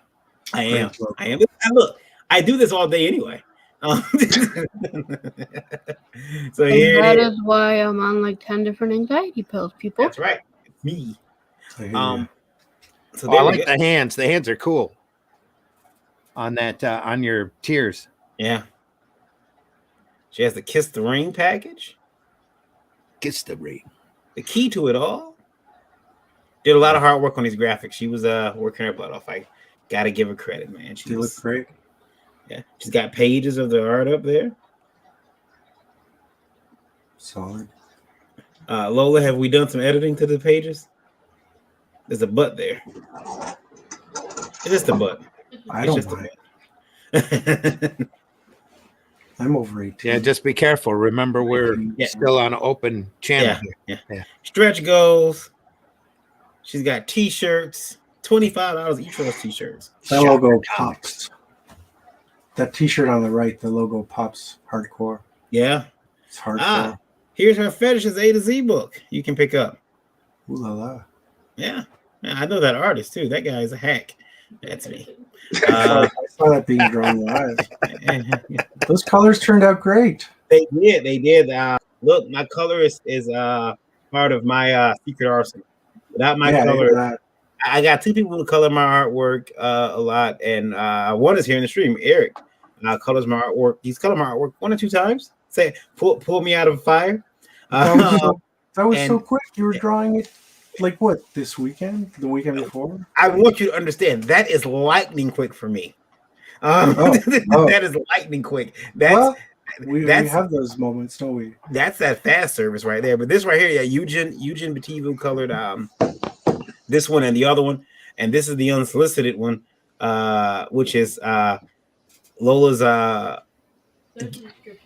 description. This is the book where she's basically taking all those pictures she unfortunately receives and people send them in to her, and she's gonna make a book out of them. Meet the team. There it is. If you sent Lola an unsolicited pic in the past, guess what? That's awesome. That wang's gonna fly. We'll all be able to point and laugh. There's Lola right there, and then Dave Brown, the artist. Dave the Supreme, good friend of mine. Dave the Supreme. Dave yeah. the Supreme. Yeah. Dave the Supreme. What'd you say, Lola? He's actually working on pages. He's working on pages. I've seen some of the pages. Dave's a good friend of mine. He comes by.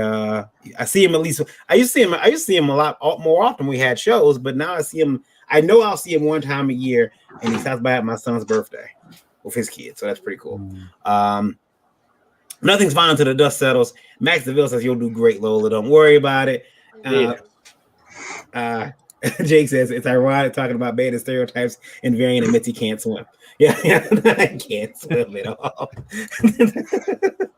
I'm sorry to let everyone down, but I can't swim at all. Wait, doesn't that get this? Doesn't that get this?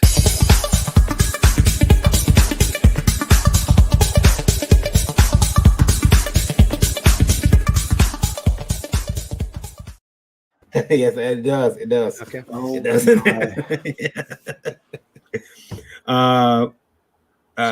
logo of Lola looks awesome. Yeah, that's done by Daphne Lage, right? That right? Yes. Am I right? Cool. Lola? Looks Yeah, great. yeah. I told that needs to be a sticker. Absolutely. You go, Lola, you'll do good. And there's that Lola, that's fucking blackmail. But like the postal dude says, I regret nothing. Oh, I edited the photo so nothing will tell. Only the person that the picture is of will know. Yeah. I took out any identifying marks or anything like that. like my Photo. tattoo. Photoshopped off those bite marks. That's good. Yeah. But your book here, Laura, again, Dave Brown is the artist. And you got a couple different tiers, and it's launching tomorrow, 8:30. Jake is incredibly worried about his mole or tattoo. Yeah, I'm gonna play the trailer here, Lola. Let's see if we can. Okay, can you guys hear this? Yes. Not until you I know. start it. Yeah, exactly. We can hear it. It all started with an invite.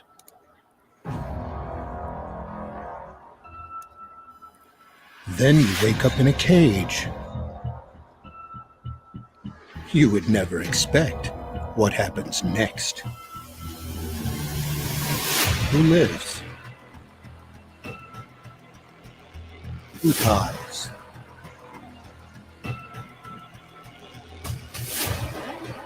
Are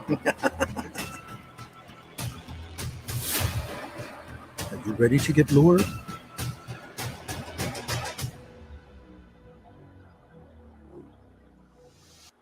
Stunning. Looks great.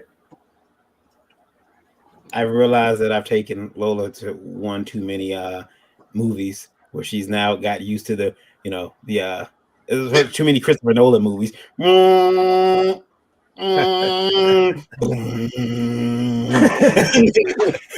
like It sounds great. you always know Christopher Nolan movies because they have that The sound. drone, Yeah. the droning, and it amplifies and goes beyond what the subwoofer can handle. Yeah, some of that And some then of the that chairs shake. some of that droning in the theater is me like, oh no, from visionary director Christopher Nolan. Hold your popcorn. Hold your popcorn. Yeah, exactly. Jake says, thank you. I was worried the Nola Gay tat was going to show. You're welcome, Jake. Also, shout out to the narrator of Lore, the video. Who my wife has no idea who that is. Yeah. None. That was Randy, everyone. If you So didn't know it's not. that was Randy. He was he's the voice of the trailer. That's not you. That's not even your laugh. Yeah. It's like you never heard Randy cackle. Like you have to see him when his enemies are smited. There we go. Yeah, That's a special live stream coming soon. The You can smite even do cat.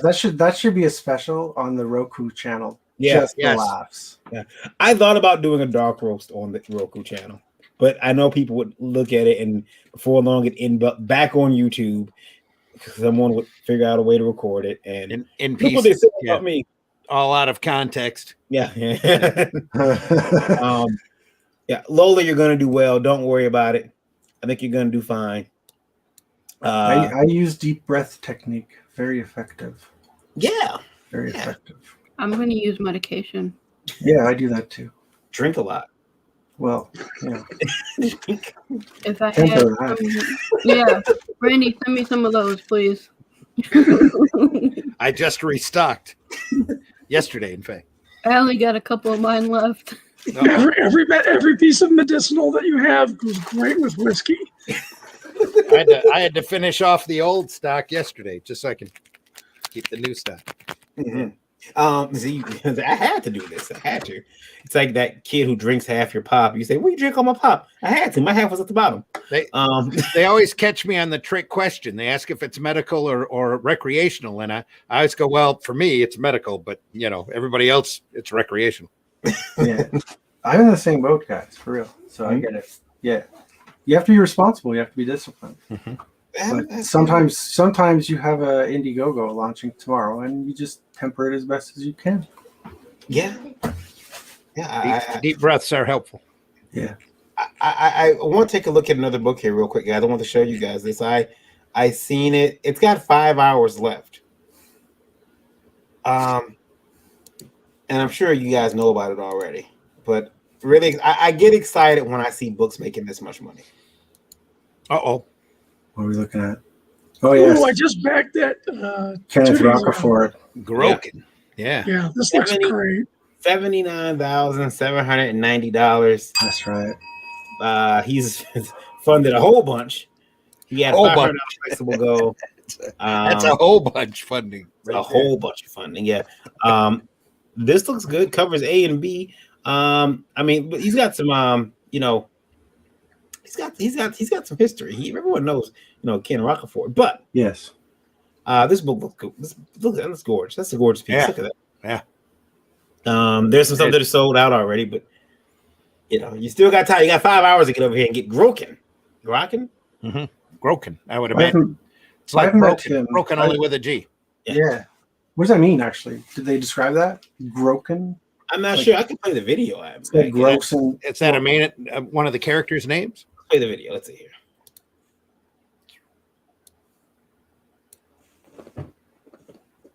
Is that Lola? Is there no soundtrack? You can't hear it? Let's see here. You didn't hit the Did I not hit that? Okay. you didn't hit the audio button. Is what it is. Oh no! All right. It's possible there is no sound. Oh no, there's sound. I hear it. I was gonna make something up. Yeah, hold on. Women Here better. we go. We want to be nice to this campaign because they've made so much money. It looks Yeah. awesome. He Here we can go. afford lawyers now. Here we go. Welcome to Groken. Oops. There it is. Oh, look at that. He draws with a mechanical pencil, not a lead holder like those actual 0.5s or whatever.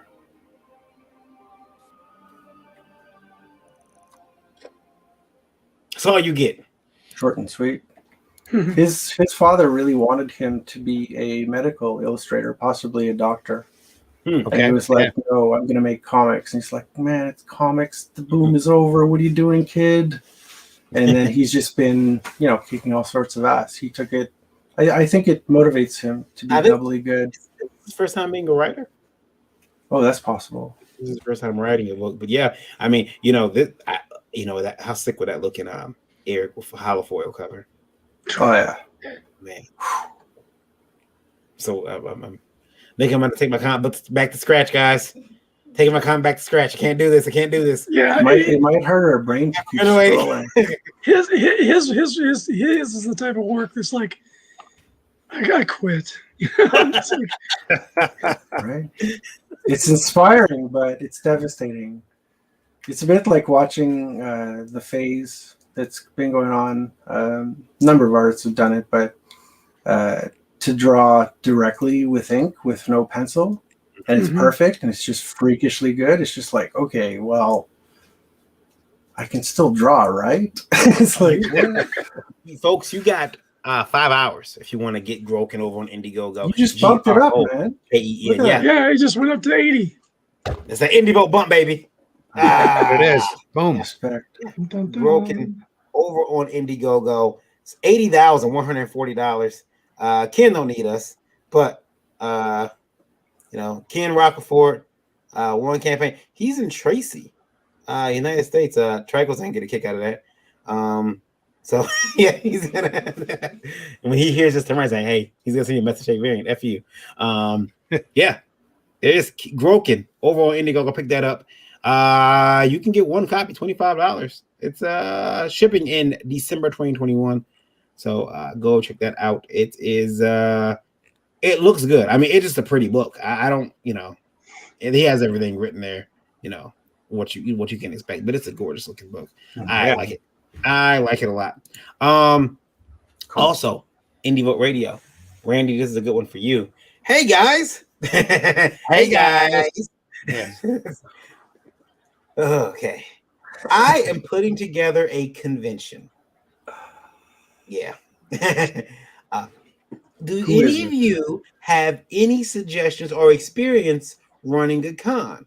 I'm finding a lot of people are insulting me at the very idea of opening up a show.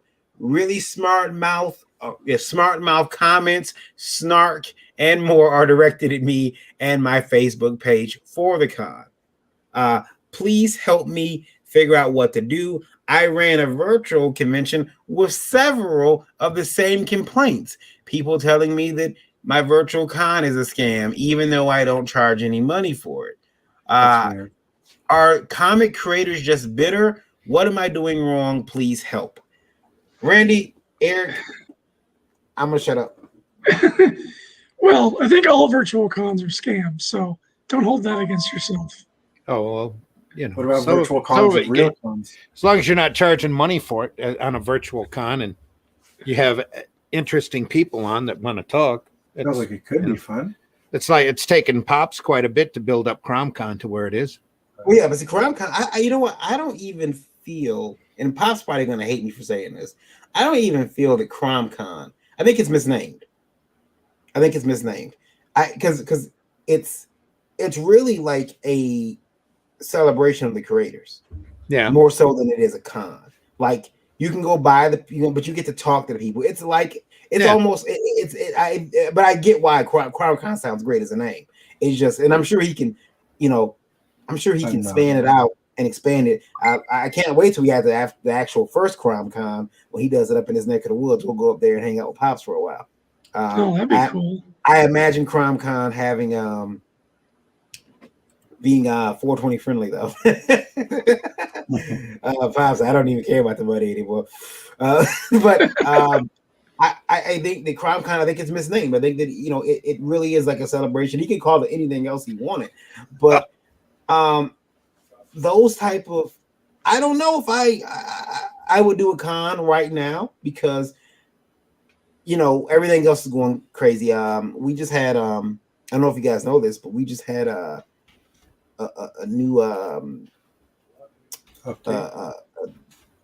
what is it? They just extended the stoppage on was it evictions and foreclosures and all that stuff on houses and apartments and all that stuff. Oh, they've been doing that the last year, dude. Well, the other the one for eviction was scheduled to stop on the 31st tomorrow, and yesterday on the 29th they just announced that had been extended to June 30th now. Yeah, and it'll probably get extended again. I'm gonna leave you on this one, guys. I have to go. Okay. All right. We'll see you. Thanks Dominic. so much. Peace all. Dominic, thanks for stopping by. Thanks, guys. That's great. Make sure you check out. Ass. Yep. Thanks. Before you leave, tell everybody where they can find you. Oh, sure. My link tree is pretty simple. At Mirror Comics. I'm at Mirror Comics on Twitter. I'm /Mirror Comics on Patreon. I hope you guys will support me there. I'm going to launch all those books finished with the spine and everything in there first. But Facebook /Mirror Comics. Just find Mirror Comics or Dominic Bercier. But the link tree is the easiest. Linktree.com/Mirror Comics. It's the at Mirror Comics link tree.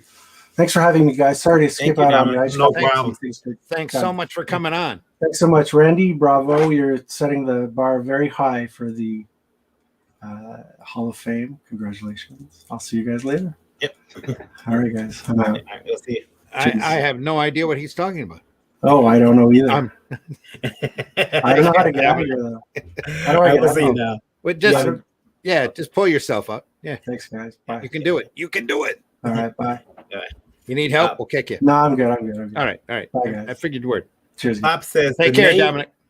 Pop says the name was just an acronym of con-related madness, and B, there were no cons. It is more like a weekend infomercial for creators. It is something people will relate to as a title, though. I always thought he called it CromCon after Conan.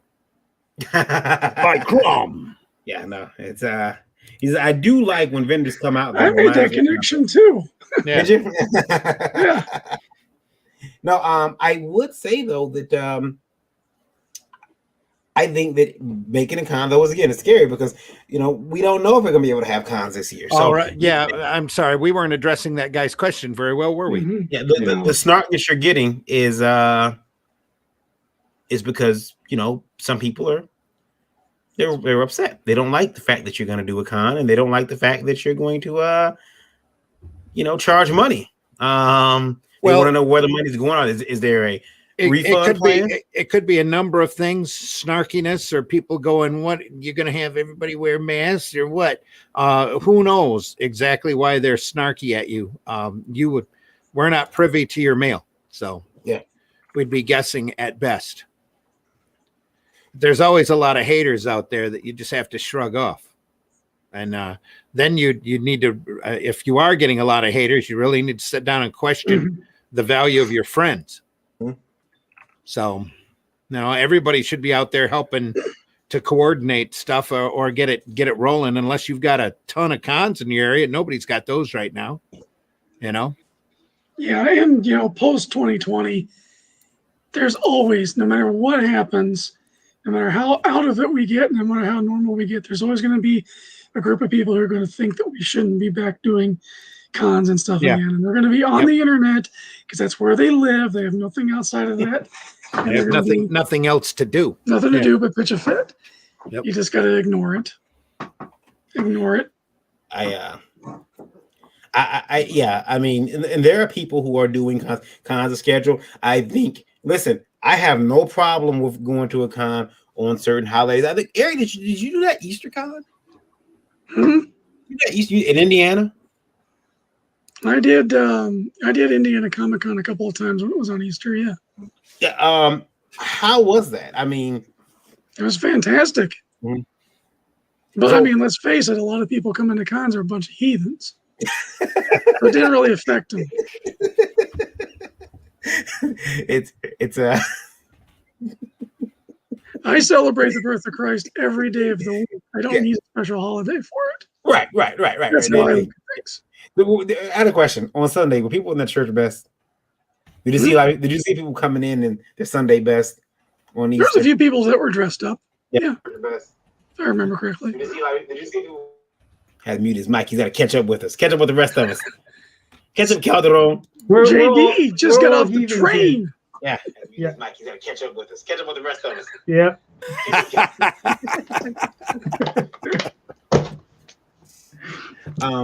JD. So what's up, lady and gentlemen? How are you?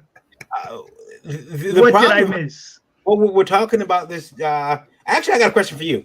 Go ahead. You've been doing comics for a while. You've got a lot more credits to your name than you take credit for. Yeah. And we've been joined by Pat Koala, who is Pat. a conventioneer. Yeah. Nice. But I want to ask JD. I want to ask you a question real quick. Okay. With you, because you got a lot of credits to your name that you do not take advantage of, and I'm not going to say them here, but Mhm. Blue girl.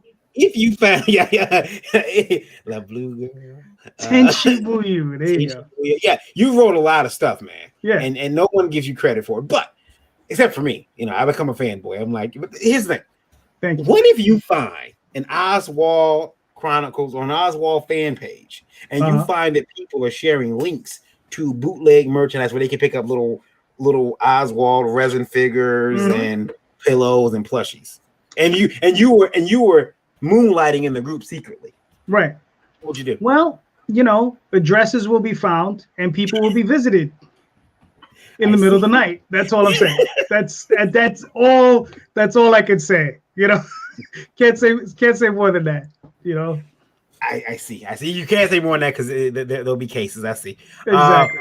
I brought Pat in because again, Pat, now you're a convention promoter, C4, up at Cherry Capital Comic Con up in beautiful Traverse City, and we had someone write in who said that they're doing a convention in their neck of the woods, and they have been getting snark from people since they've announced they're going to launch a show this year, and they're looking for they're selling tables. The people on Facebook being insulting, on the Twitter being insulting about it. What should they do? How do you combat that? Now, this is someone's first show. They don't have the, what you guys have is you guys have a history. You got a track record. But if you didn't have the track record, what would you do? Man, I think that's a tough thing to talk about because, I mean, you're starting it in one of the most extraordinarily difficult times of all times. I mean, this is absolutely crazy. Just and not knowing the comments they're getting, a lot of that snark might just be that, hey, what are you doing starting this now? So, I mean, with stuff like that, if it's like that, hey, it has to just be what your vision for the show is. You have to turn all of those comments into you talking about your vision for what you want this to be. Now, if you're rolling in the door and it's like, hey, I'm going to have Jim Lee and I'm going to have John Rhys Davies and Orlando Bloom, and I'm going to have like you're talking up a big show where you're going to have, I'm going to have everybody here. I'm not realizing that right there is $1 million in guarantees and appearance fees. Yeah. For a first year show with no financial backing. So I think what it is it's marketing 101. And it's always going to come back to that of you have to be as kind as possible, as much as you want to just rail against these people and just crush them like insects on the internet. That is the absolute worst thing you can do, because all that's going to do is make you look petty and small. We've seen show after show and person after person do it, where they try to crush the dissension, and it just blows right up in their face because they either pick the wrong person or they do it the wrong way.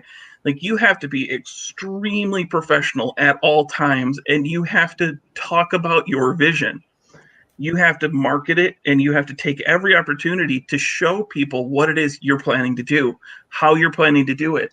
Give them that peek behind the curtain, and tell them, hey, I'm doing this because I'm a fan of this. I want to promote this medium. I want to have it this way, and I'm going to focus on this. I'm going to focus on the indie comics. I'm going to focus on that. I'm going to bring in certain peoples that are linked to that. We're not going to have the fifth red Power Ranger from the right who starred in one episode before he got blown up. I'm going to have Michonne's 12th zombie. You have to have that vision. You have to talk about. You have to talk about that stuff and make sure you're doing that. I just want to point out. Yeah, I just want to point out that Pat is using those examples from experience of people that have contacted him and go, hey, you know that you see that Walking Dead, that show that I was the fifth zombie from the rear over here, two to the left. Yeah, that was me. Yeah, my show. My guarantee is $9,000. He's like, what? Yeah, no, what? So you are like, it's only six. It's only six, not nine. No, okay. I look. I'm working hard to try to get to where I can get a guarantee, but then I know what's going to happen. If I can get a guarantee, that's what everyone's say, Variant. What the hell? I'm your friend. You can't do this to me. And I'm like, shit. He's right. Right now, it's the other way around, where you have to guarantee them that you're going to pay and show up.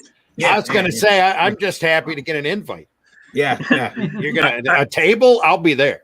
Yeah, I see Indie getting a guarantee well before you, Varian. Yeah. It's Indie Vote will get a guarantee. I'm like, the Varian, you still have to pay. I own it. You still have to pay, Varian. What? I don't understand this.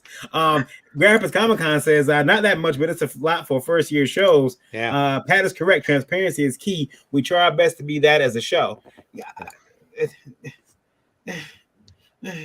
No transparency. No transparency. This is why I don't do crowdfunding, because of transparency. Well, I remember you coming at me telling me you were going to do a show. I did. I wanted to do a show. You know what derailed it? I looked at you and I said, "Don't do it." It was HAMFs. Hating ass mother. Well, you know what I mean. So what Varian isn't telling us is he sent this letter in himself under a pseudonym. That's it. Yeah, I should have. No, but I will tell this person, consider what you're doing. At some of these halls, you can't get your money back. Yeah. Some of these halls, you go to some. I'm not going to say, which halls, but there are a lot of them right now, smaller ones, who are struggling, and they're like, we'll push your show back, but you're not getting the money back. So unless you can afford that, I years ago, right around the first time I first met Randy, I forced him to be at a show I was going to try to put on at Cobo Hall. And I don't even remember you putting the flyer together until you showed me. Yeah. And I was a fool. I was actually renting Cobo Hall. I told you I was going to be there. Yeah. I was renting Cobo Hall, and to show you, listen, you got to understand how green I was, and didn't know. My dumb ass walked into Cobo Hall, rented it, signed up. Then my dumb ass drove over to Fago, to the Temerity, walked in with all the swagger of a Nigerian prince. I sat down and I said, I want to talk to someone about sponsoring a show. I went to Fago, a show I'm doing at Cobo Hall. They signed on, like, yeah, we'll sponsor this. I don't have that bravery now. I want to know where that 24-year-old kid is at. He had balls the size of grapefruits and brains the size of peanuts. Yeah, exactly. Because 39-year-old Varian is like, that's not gonna work. I was like, you better do some research. Yeah. Garrett's comments, Varian, I guarantee you may get a bologna sandwich in my show if I have any. Thank you, sir. Thank you, sir. See, he knows how to treat me. Hey, they're high end. They don't have bologna there. Yeah, they don't have bologna. Grandpa's kind of salami, and you get nice Italian high end salami. High end salami. Phenomenal pizza. Yeah. And I'll tell you this, Grandpa's Comic Con. I got a chance to visit the green room. Really good. And another thing, C4 treats the vendors, especially the artists, very, very well. very, very well. I mean, I go up there and I'm like, I'm king. I'm king for or was it the cops call it queen for a day, but I feel like queen for the Oh, Varian, I weekend. forgot to tell you, budget cuts this year. You're cut out all that. Yeah. Yeah. After what happened 2 years ago, I don't blame you. This is Should be ashamed of yourself. Yeah, I shouldn't have put what's the Batman line from the Michael Keaton version? Shouldn't have put a gun on that kid, man. Shouldn't have put a gun on that kid. Bob says, now I'll ask anyone. No shame. Yeah, just ask him because I've already done it for you, Pops. So yeah, Pat says, don't do the con. No, but really. That is the guy that had no idea what he was doing last year. He said, hey, Mr. Polito, will you come on my online con? Brave. Yeah. Yeah, man, again, not having Pat, was there anything that you did when you first did your first con that you're like, you look back on that and you cringe? Yeah, plan it in 8 weeks. Oh. Yeah. There you go. I do one day little tiny shows in farmers market. I have a harder ramp up than that. Yeah. The original C4 our origin story is hilarious. Back when it was C3 because it was just Cherry Capital Con. We didn't have the comic in there, so it was C3 at the beginning. Basically launched. There were some conversations happening prior to this, but basically, radio station got a call in about why isn't there any Comic-Con up here. Radio station talked to that was heard by our owner Mike. He called into them and started talking to them. Radio station started promoting it 2 days later and set the date for us. Really? Wow. Yeah. Yeah, it went from 0 to happening on this date in about 3 seconds. Yeah. Nice. And the funny thing about your con, I went to one back in was it 08 or 09? But it was in the same place. But I remember walking in, and it was the one little room to the left. You didn't have to walk down the corridor or anything. You walk to the left, and it was a smaller room. And I walked around. I talked with some people, and it was a good show. And then I didn't get a chance to come back for a while. And then when I do come back in our table, you guys had moved it downstairs into the bigger area, and it just kept expanding and expanding to the point where now, it's growing. I know you guys have probably had the discussion of maybe having to find a different place to host it at some point in the future. Well, that's the good thing up here because there ain't nowhere else to host it. To note for our radio audience that Pat is in Traverse City, Michigan. Mm-hmm. Yeah. So there's no convention centers up here other than the hotel we're at, the resort. And I mean we're on 20,000 square feet now. We started in that room, which I think is 12,000 or 11,000. The original one you were talking about, which we didn't even fill the first year. The first year was a total of I want to say 40 vendors and artists, all said and done, guests, artists, everything. Like it didn't fill the room. And we're like, oh, this ain't ever gonna happen again. This was a one and done. We're good. And people are like banging down our door. When are you doing it again? I missed it. I want to come now. What are you gonna say, JD? So what do you find is your biggest obstacle, holding up, like putting on the show? What was your biggest obstacle? For the first year or every year? Every year. Because I'm sure you have something that always comes up that's like, Jesus, I got to deal with this again. To be perfectly honest, I love this industry. I love comics. I love the people I know in comics. But we are some of the most non-responsive mothers that I've ever known. I think one of the biggest challenges is just getting people to respond. Like, hey, I want to do this thing. Okay, here, I want to ask you these questions. 6 months later, hey, I'm still waiting for answers to those questions. Oh, what? Oh, well, okay. I better do those. Yeah. But yeah, that's definitely one of the hardest things. But the other thing is just educating people that things exist. Like, you know, we don't have a ton of money to advertise. We have great partnerships with our local radio stations. We have great partnerships with local TV, stuff like that. But we are going on 13 years putting on this show. It'll be our 12th show. But well, we didn't have a show in 2020. Yeah. Right. So and we still get that. There's a Comic-Con in Traverse City. Oh yeah, Really? Like we get that constantly, and you know, it's fun. That's just going to be a constant because it is as word gets out more and more. I love that show. Mark Hodges says C4 is excellent. Very good show. Looking forward to it returning in October. I always stay in the tower. They have a tower, and it's where you can catch my posh ass up there, like, because you're like, oh, are you? What side are you staying in? I'm staying in the tower. Oh, it's much cheaper to stay on the other side. And I felt they're insulting me, like, the other side. You mean with the townies? Hell. You know that side over there. No, and I get real. You ask Lola, I get real. I feel like I'm insulted.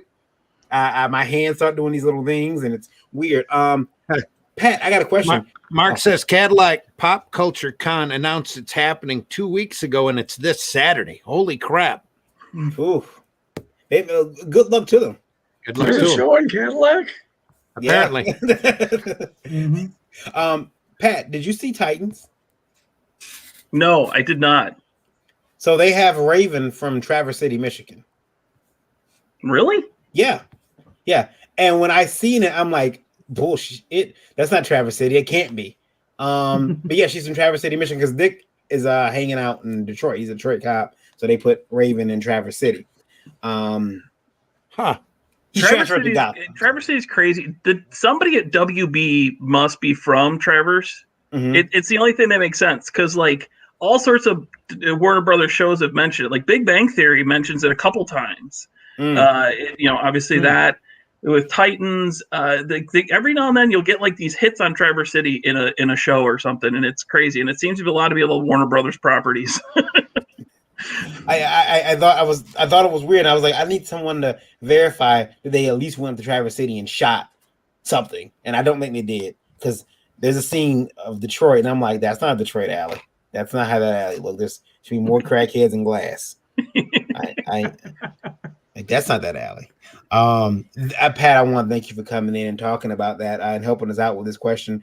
JD, as the owner of Big Apple Con, tell me, did you run a con before, JD? No, I've never run a convention. No. Okay. I know a couple of guys who do, but yeah.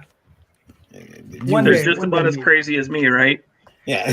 Maybe a little crazier, because that guy runs 3 shows a year. So yeah, he's bonkers. But I've seen him have. What's funny is he's close friends with some high-end professional artists, and he that friendship is kind of on the rocks because his friend wants him to pay him to come to his show. Oh, yeah. And now, mind you, these are childhood friends. Like these are people who've known each other since they were like 10, 11 years old. So yeah, they're so there's some they're not too happy with one another at the moment. So. Lola had to step out, I take it, or did she stepped out. She stepped out for a second. Yeah. I don't be $5. Like, well, how much did he? Well, I don't want to ask how much, but listen, there's no problem with that. I've charged people. I charged my wife $5 the other day for fixing her computer. So Well, it's always one of my favorite kind of stories to talk about. With you talk about big name artists, and I've made friends with some one of the biggest artists that won at the Big Two. I mean, I'm not going to name drop the person, but known this person before they hit it. Like it was before, like they were still working on small works, but everyone knew that it was coming. Like this person was going to make that step, and so at a mutual friend's wedding, and the bride brings up one of her coworkers to introduce them to this person. Because they're such a huge fan of this person. Oh my gosh. And this coworker is fanboying out over this person. And I look at them after the guy walks away. I go, every now and then I kind of forget you're a little bit famous. And the person's significant other just starts dying and walks away.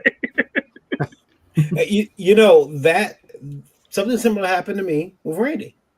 Because I'm famous. Well, no, I ride his coattails to fame. And what happened was we were at a show and he's sitting there and I'm noticing that people are coming with stacks of comics.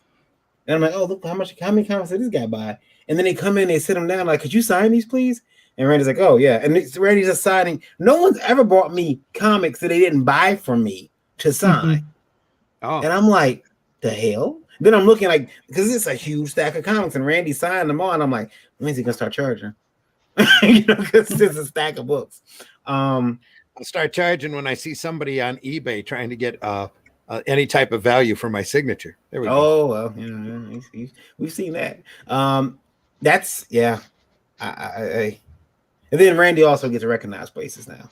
I was worried that when we went off my birthday dinner that he was going to get recognized. So I'm going to come over. Excuse me. No, we're eating. Go away. I always feel like Randy has the Superman because I personally have never seen Randy without a hat. Mm-hmm. So I don't think I'd recognize Randy without a hat. There we go. Yep. Incognito. The interesting thing is no one recognized me without this hat either. I walk in places, they're like, I put on the hat. Oh, you're that asshole from the internet. I see. Nobody takes it serious without the hat. Yeah, so, and he knows that's why he wears it now. Yeah. I wear the hat now, and it's source of my powers. I wear my hat to cut down on the glare. Yeah. I want to thank you guys for coming on. Pat, where can they find you? And tell them where they can go look up C4 it. I am on Twitter and Instagram at Professor Nerdly. The con is cherrycapitalcomiccon.com. Facebook, you can search Cherry Capital Comic Con. I can never think of what the actual URL is. On Twitter, we are at TC Cherry Capital. Oh God, I can never remember. Mike made that one years ago, and he made it so weird, and I can never quite remember it. But on Instagram, we're Trevor City's C4. I'm pulling up now. So your cherrycapitalcomiccon.com. You can go there, and all the links are there for it. Follow them. So check that out. And actually, to throw a quick shout out on that, we are also still accepting nominations for the Gary Reed Independent Creator of the Year Award on the Cherry Capital website. For those that don't know what that is a award in the honor of Gary Reed from Caliber Comics, who we lost way too early, and he was a master at educating the next generation of creators, and while still making his own stuff and putting that stuff together. And he was a wealth of knowledge, and he gave of his knowledge freely.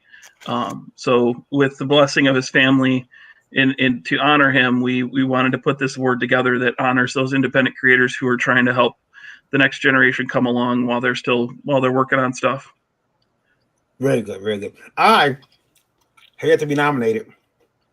That's okay. I'm gonna call in some favors from Pat. Pat, you might be in. I don't know. You're gonna have to. You're gonna get some blackmail up there. I'm gonna send. I can be bribed, but it won't do any good because I'm not on the committee. I'll get the name of the committee members. That's what I'll do. Thanks for coming on. We appreciate it. JD, absolutely. Where can they find you at, sir? They can find me on Facebook, Twitter, and YouTube under JD Calderon and DeviantArt. And currently on Indiegogo, you can find the Oswald Chronicles. Oh, there it is. This is what's going on over there at Indiegogo. So we got another 10 days, so you can go there, check it out. Check out the Oswald Chronicles. I have it on good authority. I've seen a post going around the internet. It said Ego Raven cross Oswald.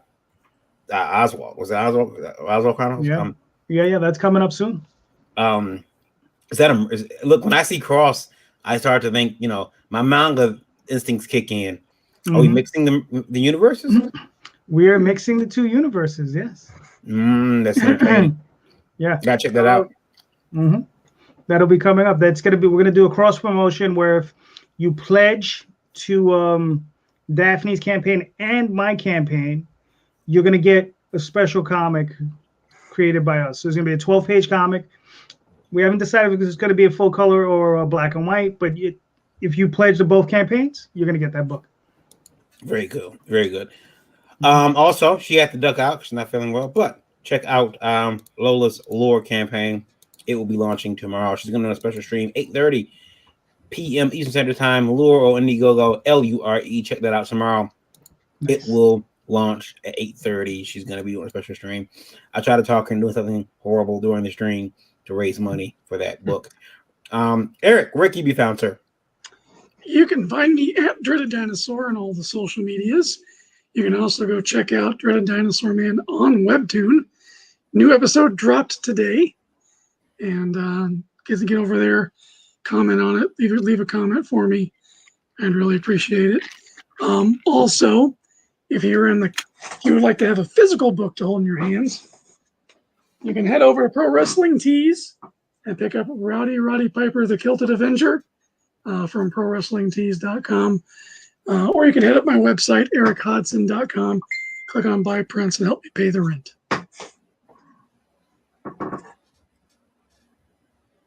I might want to speak, actually. There we go. Thank you, sir. Randy, how about you? You can find me on Facebook under Randy Zimmerman. You can find me on Twitter under Randy Zim. You can look for the Arrow Comics 4.0 page over on Facebook where we're displaying artwork. I just posted a cover that Russ Leach had on Facebook. Shared that around for the second issue of Only Death Can Save Us. We're taking his great graphic novel that he crowdfunded and breaking it down into 32-page segments for Arrow Comics to print for the direct market. It's going to be a lot of fun. And Russ is also doing a lot of original, he's doing original covers and some original work for that. In order to fill it out, it'll be 32 pages per issue. Plus we have the Indiegogo campaign currently going on now for the Indie Revolt sequential art collection. It's a great flip book, at least 130 pages. 120 now, but 9 more backers will knock it up to 130 pages thick, black and white, fantastic sequential art stories, short stories, beginning, middle, and ends by a lot of the people that you hear here on Indie Volt or that contribute regularly in the chat. It's going to be a lot of fun to do. I can't wait to get that out. There's 41 days left in the campaign. At the 50th backer, you will get a print by everybody that backs the book. After the 50th backer gets a print from Daphne Lage of Mischievous. There's a lot of other add-ons coming along. At every 50 backers adds another 10 pages to the book. At 150 backers, Varian has to do a story with Tipsy the Gnome that the Indie Princess is going to write. And at 200 backers, Pops Van Zant is actually going to do an origin story for his Crom character for CromCon. That's right. So it's going to be a lot of fun to do. Other than that, you can also find the Arrow Comics 4.0 channel over on YouTube. And you can find me and Varian back here Thursday morning for the Breakfast Buzz. That's at 9 a.m. Eastern Standard Time. Then on Sunday morning, I do a podcast called the Sunday Funnies, where we try to concentrate on the more lighter and whimsical side of comics, the more fun part of funny books. And that's at 9 a.m. on Sundays for the Sunday Funnies here on Indie Volt Radio and your Facebook and YouTube as well. And then again, all of us will be back next Tuesday at 9 p.m. for the Livewire broadcast as well. Oh, that's right. And of course, you can find me KYD_V on Twitter. Varian Grant all over the web. LastCallComics.com, my company that I co-own. IndieVolt.com for your independent comic book news. If you want to send in a question, you can do so at IndieVolt Live at IndieVolt.com. Please include IndieVolt Live in the subject and keep those emails to 90 words or less so I can put them on one of those little cards and we can pick on you. If you want to join right now, thank you guys. 82,102 listening right now, Indie Vote Awesome. Radio. You can be a part of that massive number worldwide by tuning in, downloading the Indie Vote Radio app on Google Play if you have iOS, so you have an Apple phone, iPhone, and download Streamer. You can find us on there or on indievote.com. There's a radio player built in there. You can even request songs at that point. And also, if you ask Alexa to play Indie Vote Radio for you, she will do that. So yeah, Alexa, Google Play, iPhone, we're all over the place. Also, maybe radio isn't your thing, TV as well.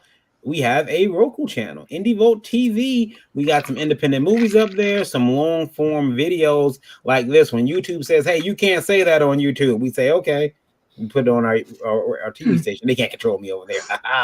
So we have that, and there's some independent wrestling up there. There's all kinds of stuff. We're adding new stuff all the time. Some original series coming also later this year. Getting ready to announce what the first one of those is week after next. So I'm really excited about that. Other than that, it's been a great show. Thank you guys for being here. Before you sign off, though, we should point out Liberty. Oh, yes. Well, I guess we should. Yeah. Liberty Entertainment Distribution at www.ledg.us.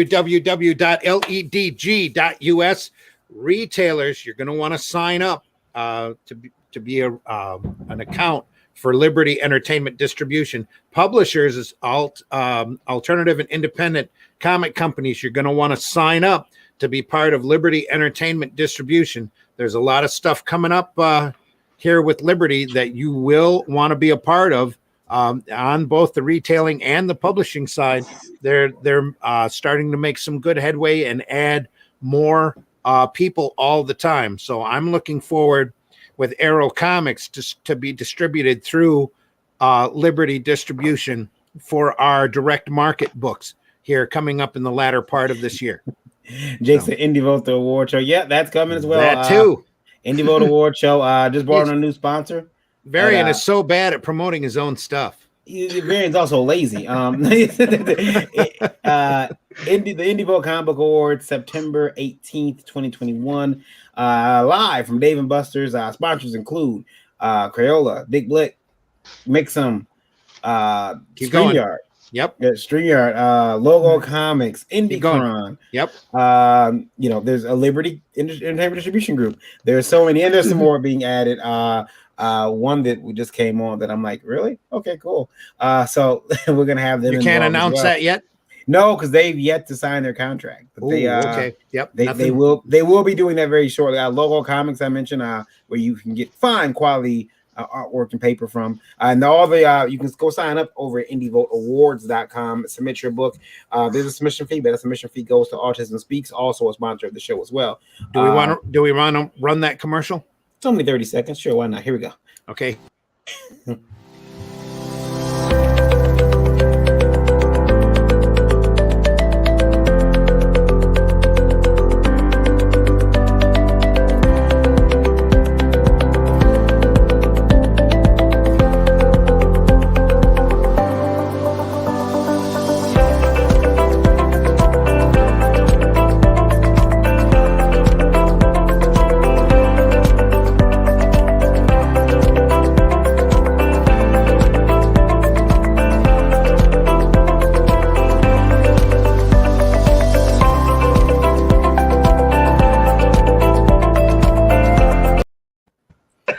Daphne, do we have something we want to add to this? Yeah. No, she doesn't. Thank you, guys. Not today. Thank you guys for tuning in. We appreciate it. IndieVoteAwards.com. Check that out. Get your comic book submitted over there so that we can judge you harshly in September. Thanks for tuning in. You guys try to leave this industry a better place than you found it. We'll be back here next week. And Lola will be back with you tomorrow night at 8:30. Special start time for Geekgasm. Special start time with the premiere of Lure. Yep. She's going to do the launch party. Yes. It's going to be epic. We'll see you guys then. I'll take us out, Randy. See you later. All right. Thank you. Take care, everyone. Stay healthy.